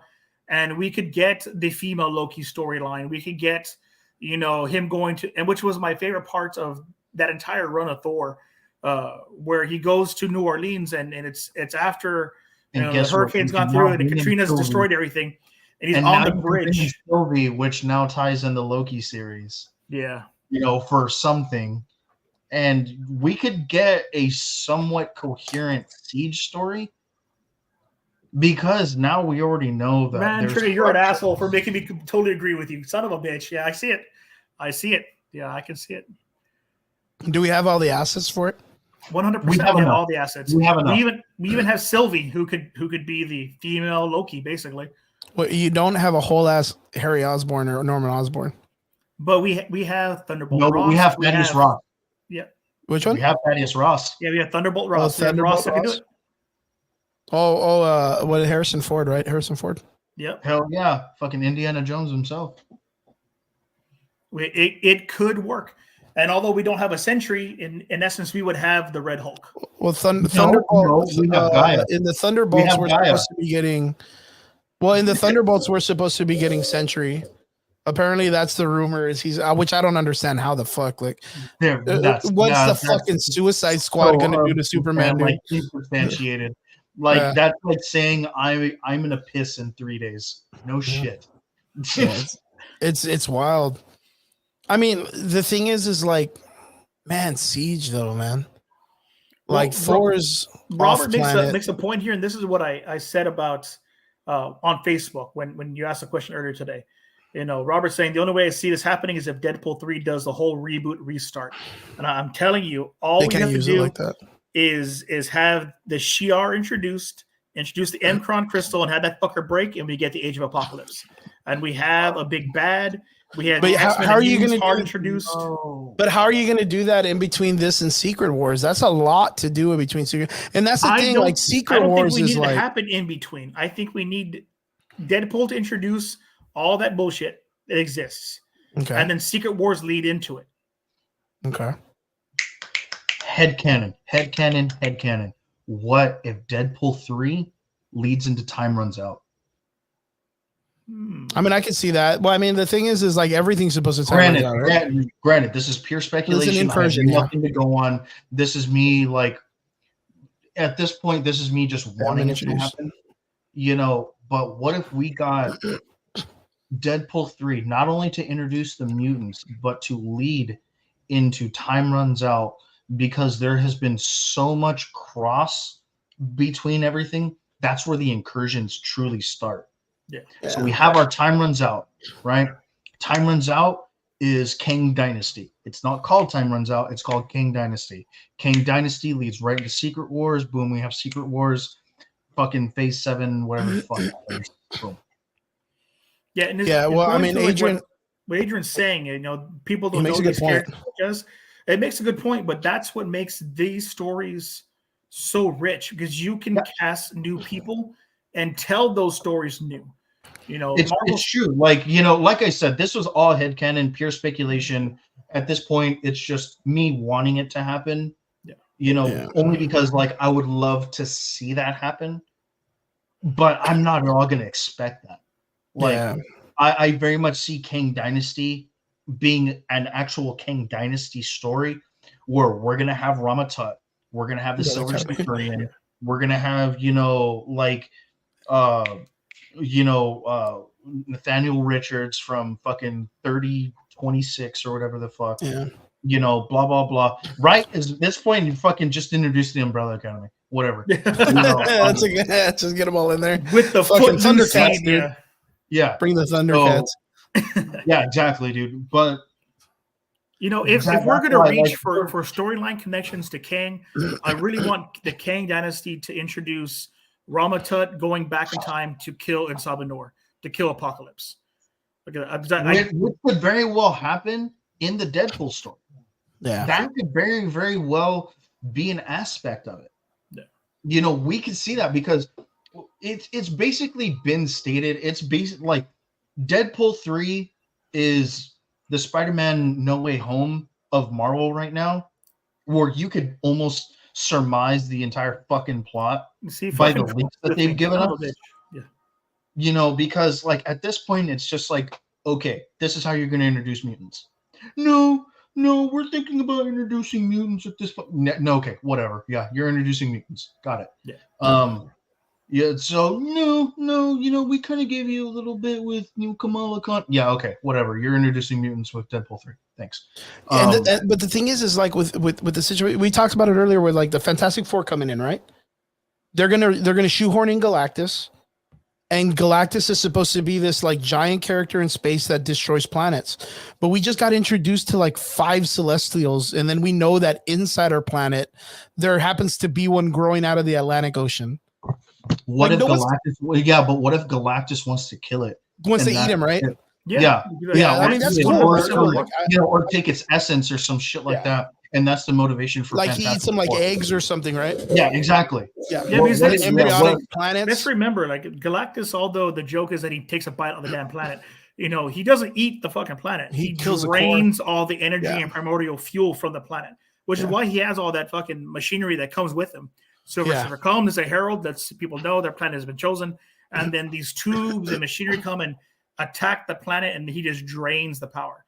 So the Celestial being unborn could quite have been a beacon to Galactus. That there's energy there that needs to be taken.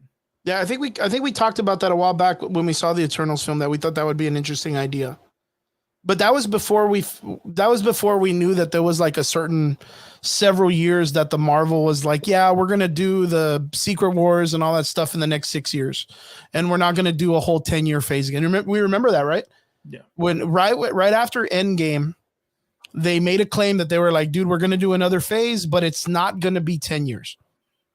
And here we are 13 years later, and now there's another break, and the movie's Secret War is not going to come out for another 2026.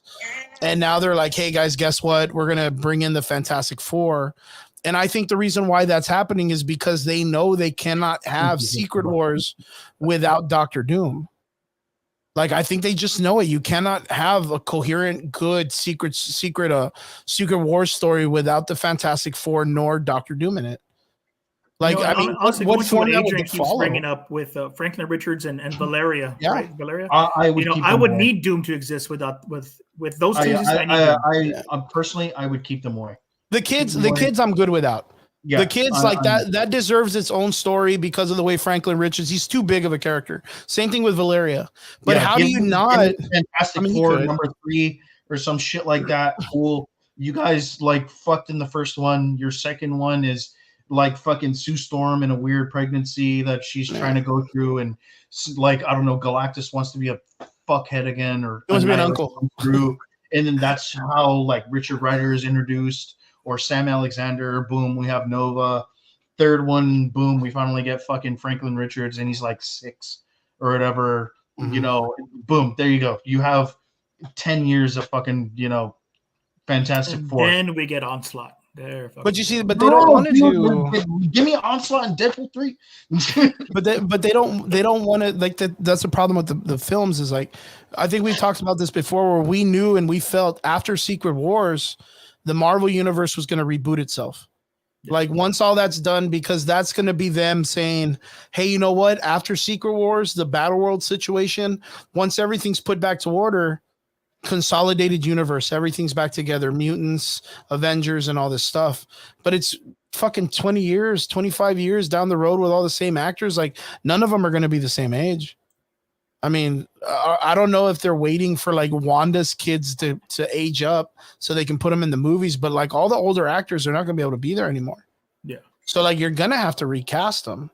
And it wasn't even, like, just like a couple of days ago, the creator of the Arrowverse and the DC universe from CW was like, the Marvel universe needs to be rebooted already. Like, it needs to be rebooted. And I know Secret Wars and Battle World is a perfect time for it to be rebooted. Perfect time. Perfect opportunity. But the thing is like, they've clamored so fast at getting, it's like Cooter said earlier, they shouldn't have made Civil War. And I understand where he's coming from, because they didn't have a way to do it. And I mean, we understand that the assets weren't there. Secret Invasion, no assets. Thor Ragnarok, they used the assets for Thor instead of using it for the Hulk, because we didn't have the Hulk. There's so many things that had to be, like, pushed and all this stuff. If the stories get rebooted and then they have all of this material they can remake, like, do we really want that? Cooter, actually, it's 1999. 999. Yeah. That is the designation for the MCU. Yeah. That's kind of been established through Beyond the Verse or whatever the fuck. Yeah, and you shout out to Imani, the actress that plays. Yeah, Imani. Yeah. For fucking standing her ground against Kevin Feige and saying, you are wrong. It's 1999-999. But that goes to show you that the guy who literally makes these movies. Dude, and you know what? Shout out to that little kid. I'll do whatever the fuck she wants in the MCU. I'll give it to her. Yeah, she knows her shit. She's one of us. Yeah, she's a fan. She's a fan. She's the Henry Cavill of the MCU right now. And you know she's what? Gonna be replaced, is what you're saying. Yeah. So she's gonna get replaced. Yeah, because she literally had to say that to the original, the main dude that runs the whole show. You know what I mean? Yeah. Well, right now he's running the comics. Like, he's more involved with the comics than he is. Adrian has brought something to my mind right now. What if? Okay, so he goes off. What if they write it so that Franklin shows up after Phase 4 and snaps his fingers to reboot the MCU? What if all this is just the Heroes Reborn storyline waiting to happen? Stop it! Stop that! Don't put that evil on us. I could die then. I could just die then, because I'm not going to stay around for that crap, man. Like, I'm not going to stay. Like, why do all of this nonsense to be like, that wasn't even the real one, guys? Poof, reset. No, like, if they're going to reboot it, like, reboot it and just say, hey guys, this is going to be the next 10 years of the perfect Marvel universe, the way we really wanted it. And we're sorry for all this stupid shit we did the first time around. No, dude, because you can't even say that. You can't say that. I know, because Phase 1 through 3 was fucking beautiful. Phenomenal, man. Yeah. So no, you can't say that. You cannot say that. That's the thing. Like, wrong. No. Absolutely. So what would you want them to do? If a PR person said that to me, I would slap them and fire them. Get out of my fucking office. As a PR person, I've been slapped and fired. So I see that happening. Okay. Yeah. He's like, I survived after. Yeah. So, like I said, dude, I would have to say no, don't do that, because you know what? You had something beautiful. You gave the audience something amazing. And you know what? You turned on a new demographic and brand new comic readers with Phase 1 through 3. 4 was a letdown. Let's call it spade a spade. Let's call it what it is. Yeah, and Trigger's right. If the first 3 phases hadn't happened, Marvel would have lost in bankruptcy. We wouldn't have lost a lot of the Marvel Universe comics or MCU at all. Yep. Yeah. And Marvel's Ultimates wouldn't be coming back. That's the truth. It would not be coming back. Yeah, which I picked up issue 1 of Ultimate Invasion, and it was pretty fucking good. I Is it good? Good? Issue 2. I haven't read it. Is it good? Yeah, so then, it's good. It's on point. Yeah. Okay. So then the maker's a fucking monster, as he should be. So then with what Trigger is saying, I have one more part of the conversation that I want to ask both of you. Do you guys really truly believe that a reboot is what's needed after Secret Wars? Or do you think like definitive end, this is where we lay out our boots? If we return to it later on in life, fine, but this is the Marvel universe. I would go with the latter.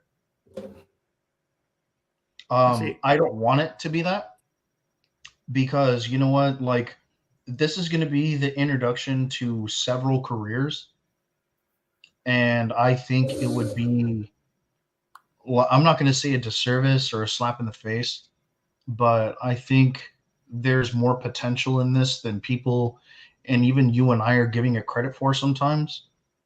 But I really, really think that this could be something good, and only because I keep my faith in Marvel. You know, Marvel, yes, has let me down. Marvel has gone in stupid directions, but they've come right back. And I have to keep the faith, you know, that blind faith of you know, like, these stories can be saved. This world can be saved. And you know, like, and not to get into like some like metaphysical, you know, like way of thinking, but you know, like, these stories are about rise and falls, and why not give that to the MCU? Why not have that faith in the MCU? Right now it's fallen, let it get back up. Okay. Yeah, I think I'd have to agree with Trigger partially, and was what Cristel Rodriguez is saying in chat, that it doesn't need to be a full reboot. I do think it needs to be a recasting. That we not to recasting actors. I agree with you up to a point, because Riri Williams, Iman Vellani, you know, Florence Pugh, these actors are still very young. They still let me explain where my frame of thought's going here. So not a recasting as actors playing characters, but a recasting of our heroes lineup. So instead of Thor, we get Thunderstrike.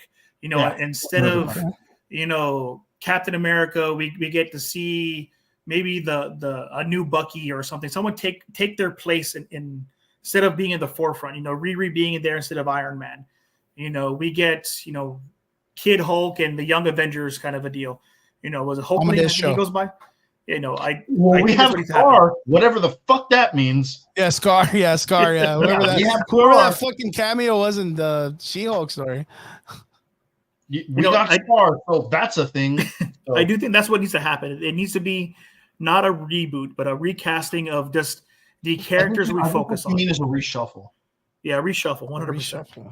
Yeah, I think, and I agree with that, because that's where it's going to anyway. It's already leaning to that, you know. And I have to say, like, you know, it's I'm not going to say it's now needed more than ever, but we're already here. May as well just do it. Yeah. Okay. I don't, me personally, I don't know where I sit, man, because of the fact that we have shit. By the time they're done with this, it's going to be like 23 years of Marvel. 2030? Yeah, 20 fucking 30. Yeah, geez, I'm going to almost be dead, man. We have a lot of years of this franchise being in film. And the thing is, we have our comics, and that's the problem. Is I've always compared them to the comics, and leaving the MCU as is, as much as it has, that's cool. Like, maybe this whole entire storytelling aspect right now was just literally just the Avengers part of the comics. You know what I mean? Like the Avengers storytelling, all of these stories. So maybe Marvel takes the next 10 years just to save the mutant side of the world. You know what I mean? With a little bit of like seasoning of the Avengers in them, but concentrate on nothing but just the X-Men stories, and then leading on to like the Onslaught story, or the 8-day Juggernaut story, or Fear itself, or something where it consists of, or Age of Apocalypse. You know what I mean? Like, just do like an Age of Apocalypse phase of Marvel universe. You know what I mean? Instead of them, love Fear itself. Like, you know what I mean? There's something about it that's like Fear itself would be gorgeous to watch. Holy crap! Like just an opportunity, honestly, to have like another path. Fear itself more than I do Siege. Because the thing that we've all been clamoring at the idea of is like, okay, cool. Well, they need to find a way to reboot it and bring all the fucking mutants in, and it's like, well, you can't. Robert Downey Jr. is going to be gone. Chris Evans is gone. Chris Helmsworth is almost out. Black Widow, Scarlett Johansson's not coming back because he's you know, gone. You know what I mean? Like, so those people aren't going to be able to come in if they shoehorn back in the mutants. It's only going to be for like a special appearance kind of thing. But if they were to say, hey, you know what? After Secret Wars, they consolidate everybody, do all this stuff. Now we have a world and there's mutants in it. Now let's concentrate. We've told all the Avengers side and everybody that's connected to the Avengers. Now let's spend the next 10 years doing a mutants Avengers MCU world. Connected still in the same universe, but just concentrating on just the mutant kind and everything they deal with. They can start with like the mutant 19, the X-Men, the school back in the day, the mutants, the X-Men team by itself. Then it can jump into with that the Dark Phoenix story. Then after that, it can jump into the House of M story, knocking out a lot of them, and then them surviving that be their big Infinity War, and then them come back and then have the onslaught with Magneto after the House of M, have them consolidate that into a story, and it be the onslaught, bringing in this masterful character of just sheer madness from the mind of Charles Xavier and Magneto, arguing with each other, and then that break into the whole at the very end Age of Apocalypse story. Apocalypse comes back, says he's going to conquer the world, and that be their Thanos. You know what I mean? One of those can be their version of Thanos, but you concentrate on just that part of the world, and there you go, man. I don't think you have to reboot the whole storyline because you're not going to be able to. Can you imagine if they rebooted it and then brought all the characters back and then did Civil War the way they were supposed to? Like, that would be cool, but like, fuck, dude, like, poor guys. Robert Downey Jr. at 60. Yeah, I would take it as a straight slap in the face. I'd have been like, dude, my Civil War was fine the first time.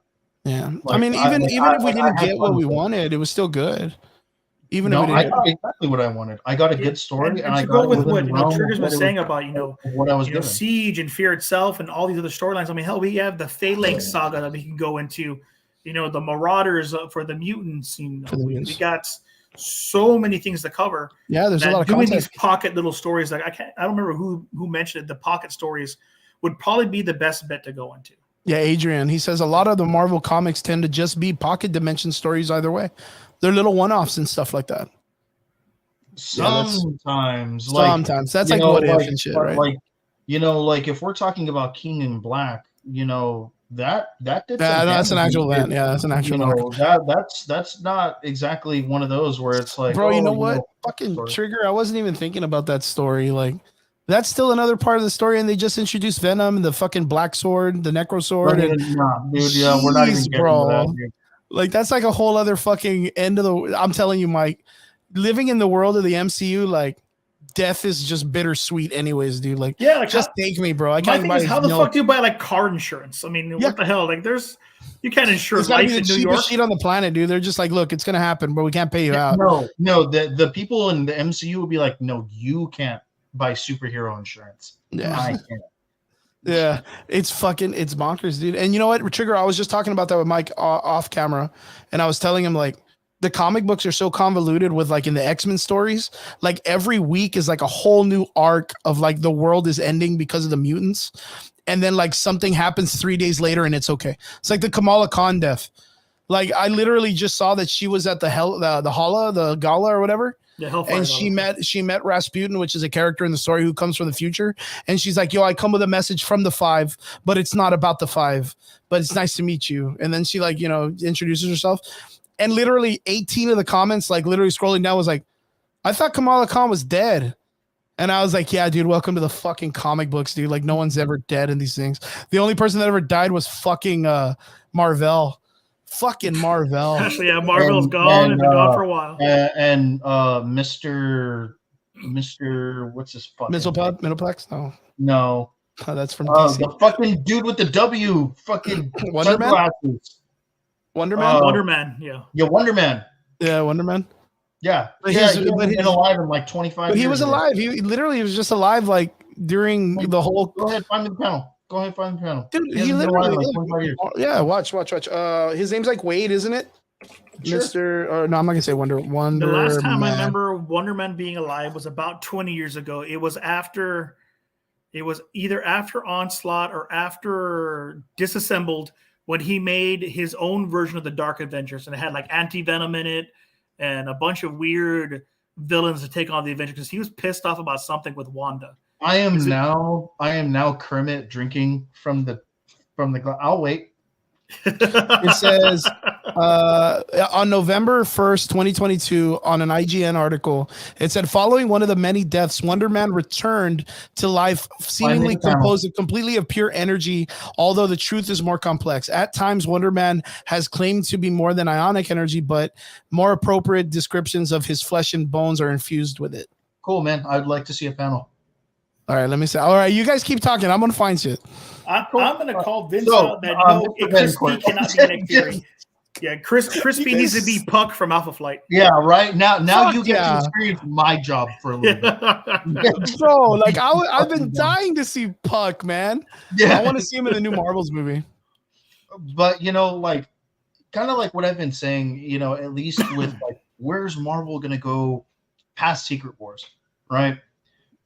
Honestly, at that point, start picking up the new Avengers pocket stories and kind of do what anime and mangas do and let those comics start coming out with new Avenger stories or Kid Avenger stories so that they'll be able to implement them into movies.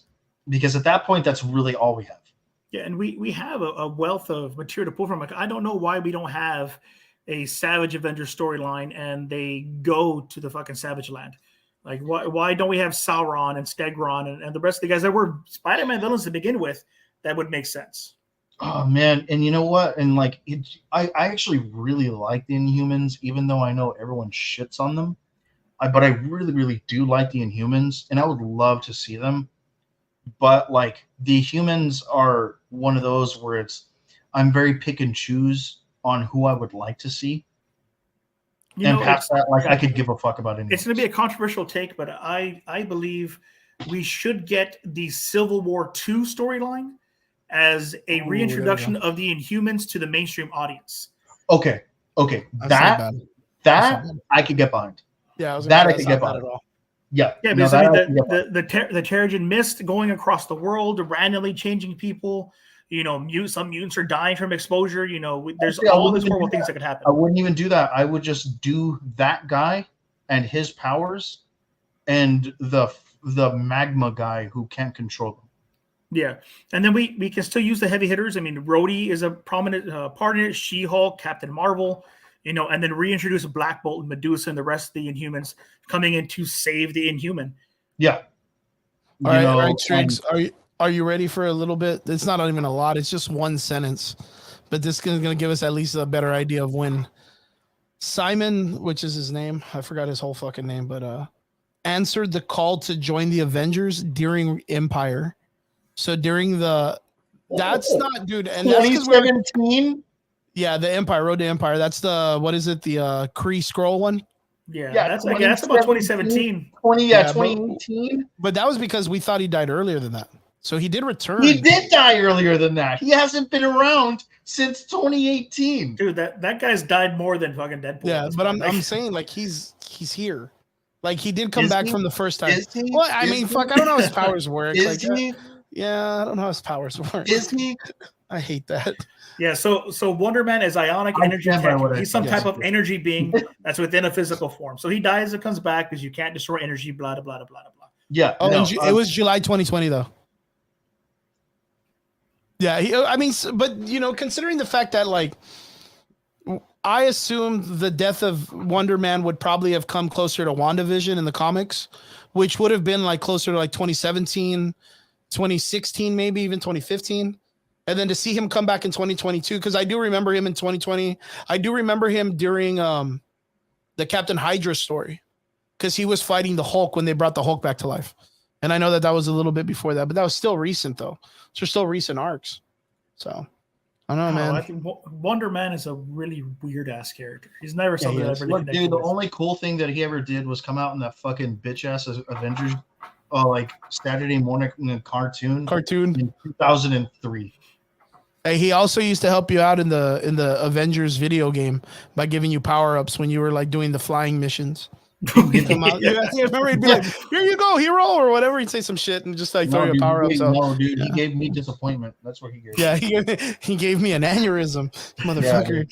No, but straight up, yeah, man, I don't, me myself, truly, I don't believe that a Marvel reboot's going to be anything that's going to be helpful. What I think they need to do is they need to work with what they got and continue, but at just a different path. Can you still work with different characters from the Avengers storyline?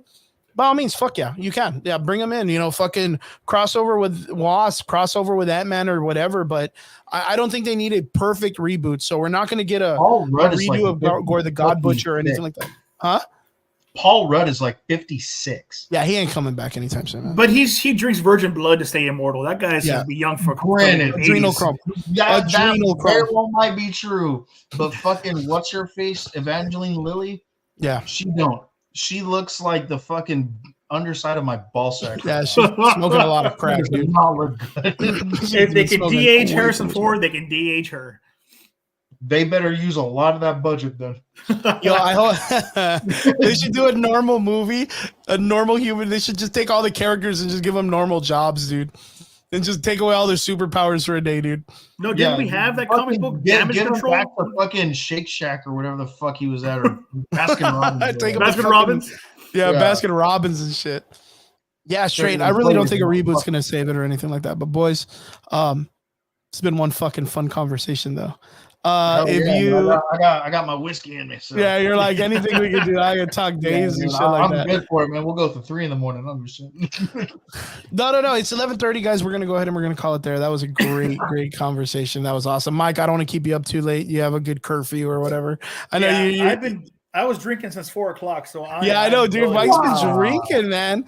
It's happy hour somewhere, boys. Right, 5 o'clock. Mike, what do we got planned for the rest of the week for you, Mike? What are you gonna be doing, man? You know, honestly, I had to postpone an event due to cancellations. Sorry about that, man. Yeah, it's all right. It happens. Contracts come and go, and you gotta stand your ground when people try to take more money than they're supposed to. So since I had no event this weekend, I got no work this weekend. I drank a bit more than I probably should have today, and I'm going to do nothing. You're not going to see that. Me actually anywhere. Sounds like a video game kind of weekend, my man. Yeah, I don't know what the hell I'm going to play. My wife right now is playing Baldur's Gate 3. So maybe I'll turn on Spider-Man again and just give that a replay. Hey man, don't let her turn on the without clothes option in her. Oh no, I gave her permission last night. I was like, make them naked for all I give a shit. Go somewhere else to get thirsty, just come home to drink. You're like, man, I play Cyberpunk a lot, and I'm always in the inventory, man. Yeah, I'm just nuts everywhere, dude. Just nuts and tits everywhere, dude.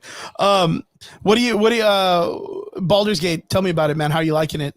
Well, Baldur's Gate as a series altogether is amazing. It's the Forgotten Realms of Dungeons & Dragons, and there's a lot of history there. And I've been a fan of, as we know, D&D for years. I've been playing it since 1998. So all the characters I'm familiar with, the opening sequence for that game is beautiful. I've been following it since PAX East back before COVID turned off the world. So, nice. I've had it on pre-order since then for my wife, and we're excited to have it here now. Nice. And how's the gameplay? Oh, wonderful. I mean, it's phenomenal. Much prettier, but man, it's amazing. Yeah. Nice. Triggs, what are you playing this weekend, man? You got any games going on? Actually, a brand new update for Scum just came out yesterday. Yeah, you were saying that you're playing the game. So I'm actually going to be playing that. And I actually have work tomorrow at 3:30 to 9. Guys, I'm going to be at Johnny's Liquor Cabinet in Edinburgh, so drop by if you guys want to buy some alcohol from me. I'll even give you a couple of classes if you guys don't know about what you're buying or things like that. No underage kids. No underage. Yeah, no underage kids. If I see a fake ID, I promise I'll cut it up in front of you. Better do the pranking one, dude. That's so funny. I'm watching that shit all week. What it's like a skinny white guy comes in and he shows the guys like an ID with a black dude on it. And I gotta say the video, it's the guys just start laughing. It's the funniest shit. Yeah, he's like, I shaved, man. Chris is gonna show with a picture of Brian on an ID. Yeah, he'll be like, it's Brian. It's me with Brian's ID. They're gonna be like, dude, no way, dude, get out of here. That's super funny. No, actually, this week I am. I believe there is going to be a soft opening for my other job, which I am a bartender at a speakeasy in Mission called the Still Tap. I believe there's going to be a soft opening this week on Thursday and Friday, or Friday and Saturday. So I will be doing that. I will be making craft cocktails, with a modern spin. Nice. So I will also be doing that, guys. Is that Georgie's place? Yeah, man. Is that George's and Rich's place? Yeah, Rich just came back to karate, so he's been training with me last couple of weeks, and he kind of let me know. He's like, "Yeah, we got everything going on." Huh? Good, man. He's been there. He's been there with his son. He's been doing real good. So, man, Which one? Yes, too. The little one, the author. Okay, yeah, the author. Got it. Yeah, they've been coming in. They've been training at the gym, him and the son. So, good. Yeah, it's super, super cool. So it's good to see these guys doing it again, man. Maybe we'll get some old clam memories going on. Dude, there's 3 of us there already, man. Me, George, and Richard. You know. Yeah. Who's the 4th? Is it Ben or what? Fuck no. No, I was like, Ben hasn't been around for a long time. Fuck no, dude. No, but that's good shit, man. Well, congratulations on getting yourself some work going on. So, man, I got some jobs. I'm trying to do some really, really good things, you know, while I'm back here in the Valley. You know, kind of going back to my roots, you know, with certain things. I still have absolutely nothing bad to say about Mexico. They treated me fucking amazingly, you know. But I mean, I'm back here in the Valley. You know, I'm here to stay for the most part. You know, for the foreseeable future, and you know, expect good things. Expect good things. I am waiting for Armor Core 6. I am. Fires the roof on, man. Dude, I've got such a hard on for that game, so I'm just waiting patiently for it. Starfield, dude. I cannot wait for Starfield. Looks really, really good too. Evo's this weekend, so I'm going to be monitoring all the Tekken, and Street Fighter 6 dropped a while back, so all the people are banging Rashid, which is another character from Street Fighter 5, who's a Haas, and they made him even worse in this one. So I want to see all the debauchery that's going to be happening with the cheating at Evo for Street Fighter 6. Did you see that player who didn't turn off their naked mod for Chun-Li? Yeah, the Chun-Li one. Yeah, dude. Yeah. But that was at another like smaller event though. That was like the week before. But still, man, it made national news though. National news. That made gamer news, bro. Like if you're a gamer, you know about that. Just like 2.5 weeks ago, they released this character named Rashad, who's this character that's like he kicks like hurricanes and stuff. He does like breakdancing moves. He's really good, but he's like an Aladdin Indian, like that part of the world character. Like no, he's not like a capoeira guy, but he's like Indian, like an Indian guy, like a native, not Native American, but like India. Dots not feathers. Yeah, and dude, but he he throws like he does kicks and does like fucking thing, like whirlwinds or whatever. But they just found a fucking glitch that's like an infinite tornado. So like, I want to see how many fucking people are gonna be like, "Yo, check this cheat out over there at Evo." So it's just debauchery, bro. Like just debauchery. So we're gonna see what's up. I'm really excited to see the Tekken stuff. I'm a big Tekken fan, and other than that, probably jump on some Starship Troopers, dude. The game that they released a couple months ago or a month ago was that game's really fun. See online quite a bit. Dude, it's fantastic, dude. So, gentlemen, I am still without my PC at the moment. I heard, yeah. You're on the deck, right? Yeah. How do you like that? How do you like the portable vibe of a PC? Yeah, like playing games on it though. Like, are you fucking serious? I could go to the Walrus right now, tune out, put on my headphones, and drink, and I'm fine. Yeah, don't do that at the Walrus. You meet people at the Walrus. You have a normal time. Don't fucking go play video games. People are gonna look at you like a weird motherfucker. Let them stop, dude. Let them. They don't got a fucking stream deck. God damn. I'm drunk. At this point, I'm looking for a conflict. Dude. Well, boys, I'm gonna say thank you so much for hanging out with me tonight, Triggs. Thank you. I know you had work and stuff like that, and you were able to make it in time. Yeah, man. You know, I mean, I'm doing some things into my job. You know, I'm working up to a management position right now, which is kind of like where like some things that I had arranged with the owner before I got home. So yeah, before I even came home, was that I was going to be working up to a manager position. And you know, it's kind of one of those things where, you know, Mr. Betancourt, I'm sure that, you know, you can attest to this, you know, like there are just certain positions that you don't go into unless like there is a hard, you know, like title or pay structure. Oh yeah, 100%. You need that contract in place. You need that pay in place. You just and it was kind of the same thing. Like I told him, you know, I was like, look, man, I really don't go into a position now without the title manager being in front of me, because I have been doing what I've been doing since I was 18 years old. I'm now in my nearly mid 30s, so I've been doing this upwards of 16 years, and I don't step in. And I just left the vendor industry, the corporate industry. So yeah, I don't go into a position without manager being in my name.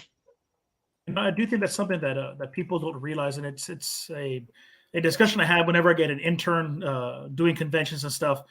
That from a business standpoint, it makes sense for you to go to the corporate world and do all that jazz. But when you're alone, when you're on your own as a self entity, your own business, you're trying to do the hustle thing, and you come out as an entrepreneur, you have to take care of yourself. You cannot risk taking on more responsibilities or whatever without confirmation of that pay, confirmation of that title, and make sure that you are safe. Because if you jump before you're sure, you're gonna hit the damn floor and it's gonna suck. Yeah, and it's one of those things where exactly with what Michael was saying, like I have been promised those things and not had to deliver. And now I'm not going to say that I'm in a position where I can just walk away, but I'm in a position where I'm ready to do whatever is necessary to make sure that I can maintain a certain level of comfortability with myself.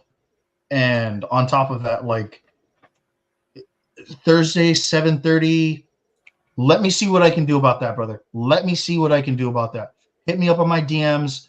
We'll work something out, man. Yeah. So yeah, like I was saying, it's one of those things where I just don't go into a position willy-nilly anymore. And it's kind of like one of those things where you always see those girls like, I know my worth or anything like that. For me, it really is like, look, man, I really do know what I'm worth.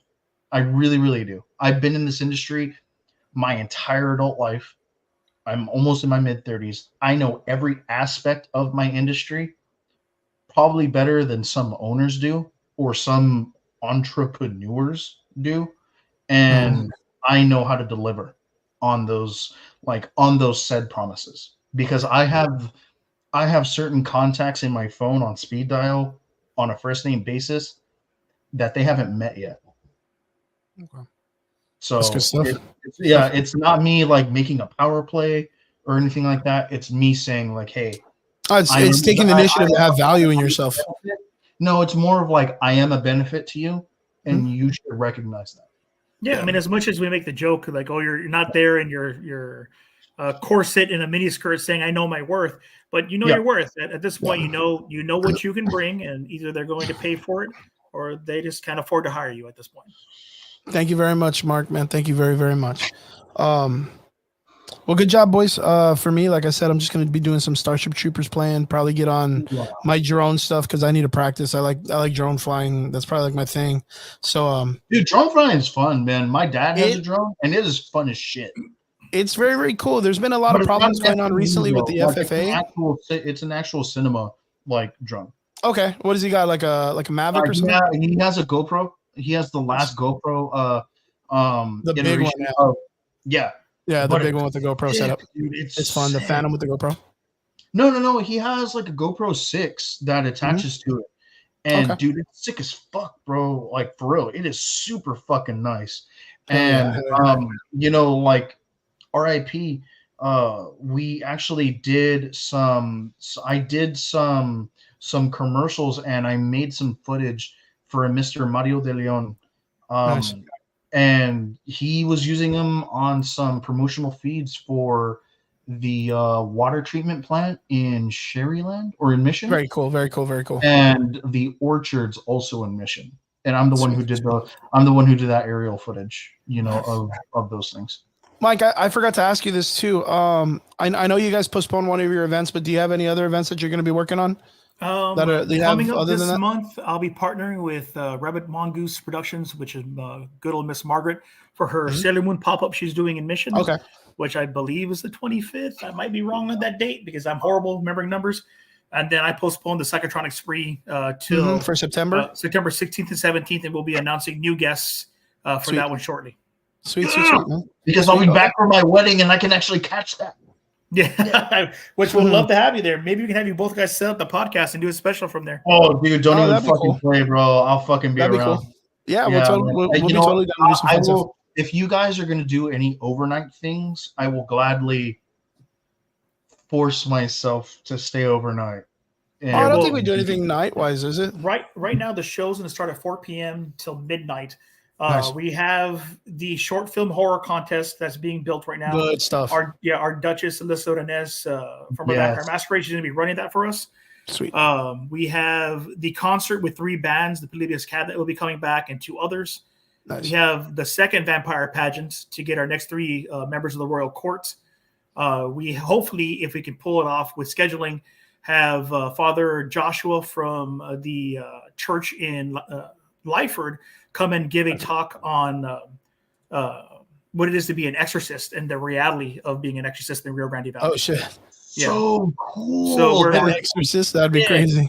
Yeah, so we're trying to bring the kind of content that you don't get at a regular Comic-Con because we are adults, so we are 18 plus, and kind of just to streamline what horror stories tell you and what the reality is. Or sort of thing. Are you guys checking IDs at the door? Yeah, we check IDs at the door. We will allow, the state of Texas will allow a minor to come in if a parent signs a waiver, but we require under the discretion of the event or establishment. Exactly. Yeah, so because we it's are not allowing a for bar, a child it's an event center still. Yeah, a minor from 15 years old up to be signed by a parent. But we have those waivers available. Okay. Sweet. Do you guys have like wristbands to like identify that? Yeah, we got wristbands, marking? we got specific tickets, the whole 9 yards. Okay. We have a sheriff that comes in and acts as a security. Yeah, we got everything going. Well, even with that, it's on a private event center either way. Like, so it's not like a real. Granted, big, man, but people get through. Like you're gonna find 15-year-olds with beards just like mine, dude. Yeah. I make the joke that when I turned 15, I stopped being carded. I could just go walk into 7-Eleven and buy whatever beer I wanted. Buy whatever you want. Because I look fucking for so we joke about oh yeah, I still got carded. I'm 28, but like there are kids not getting carded at like 19, 18 because they have a full beard. Yeah. And like for me, dude, and I hate to put it like this, dude. If your skin looks too nice, I'm gonna fucking card you. Yeah, well, when I was bartending, I fucking carded everybody. I could give a shit if you're 80 years old or 22. Give me the ID. I need to count. Yeah, I was not gonna resent. You don't fucking mess with TABC. Those guys are rough. Yeah, they are. Oh, dude, man, do I have stories about that? That's for another conversation. We're not gonna get into that right now. Yeah, it's almost midnight, so. Alrighty, boys. Well, it's been a good conversation, Mike. I want to say thank you so much for jumping in with us today. It's always a privilege having you, man. It's always a good time catching up. Like I said, guys, if you ever need to get a hold of Michael Betancourt, social media, Mike. Yeah, where can they get a hold of media? You can find me on Facebook. Eels. Yeah, you can get me on Instagram. You can look at the Psychotronic Spree on Instagram and Facebook, and I think we have a TikTok now that the girls are running. Our models are running that. Oh, very nice. You can find us all over the place. Sweet. I guess I'll take a look at that. Yeah. All righty, boys. You guys have a good night. I want to say thank you to all our extraordinary listeners and all the people that jump in comments. Thank you guys so much. We appreciate every one of you for tuning in with us every week and coming and hanging out with us every Friday night. Don't forget, we also do have a Spotify. Anywhere you go to for podcasting, our podcast is there. We upload it every Sunday. All the episodes that we do live are on every Sunday, every week. I always put them up. And don't forget, we also have a YouTube channel, guys. Don't forget to go check us out there. Thank you so much to all our extraordinary listeners. Thank you guys for tuning in. We'll see you guys again here next Friday on the Average Boys Podcast. Laters. Ooh.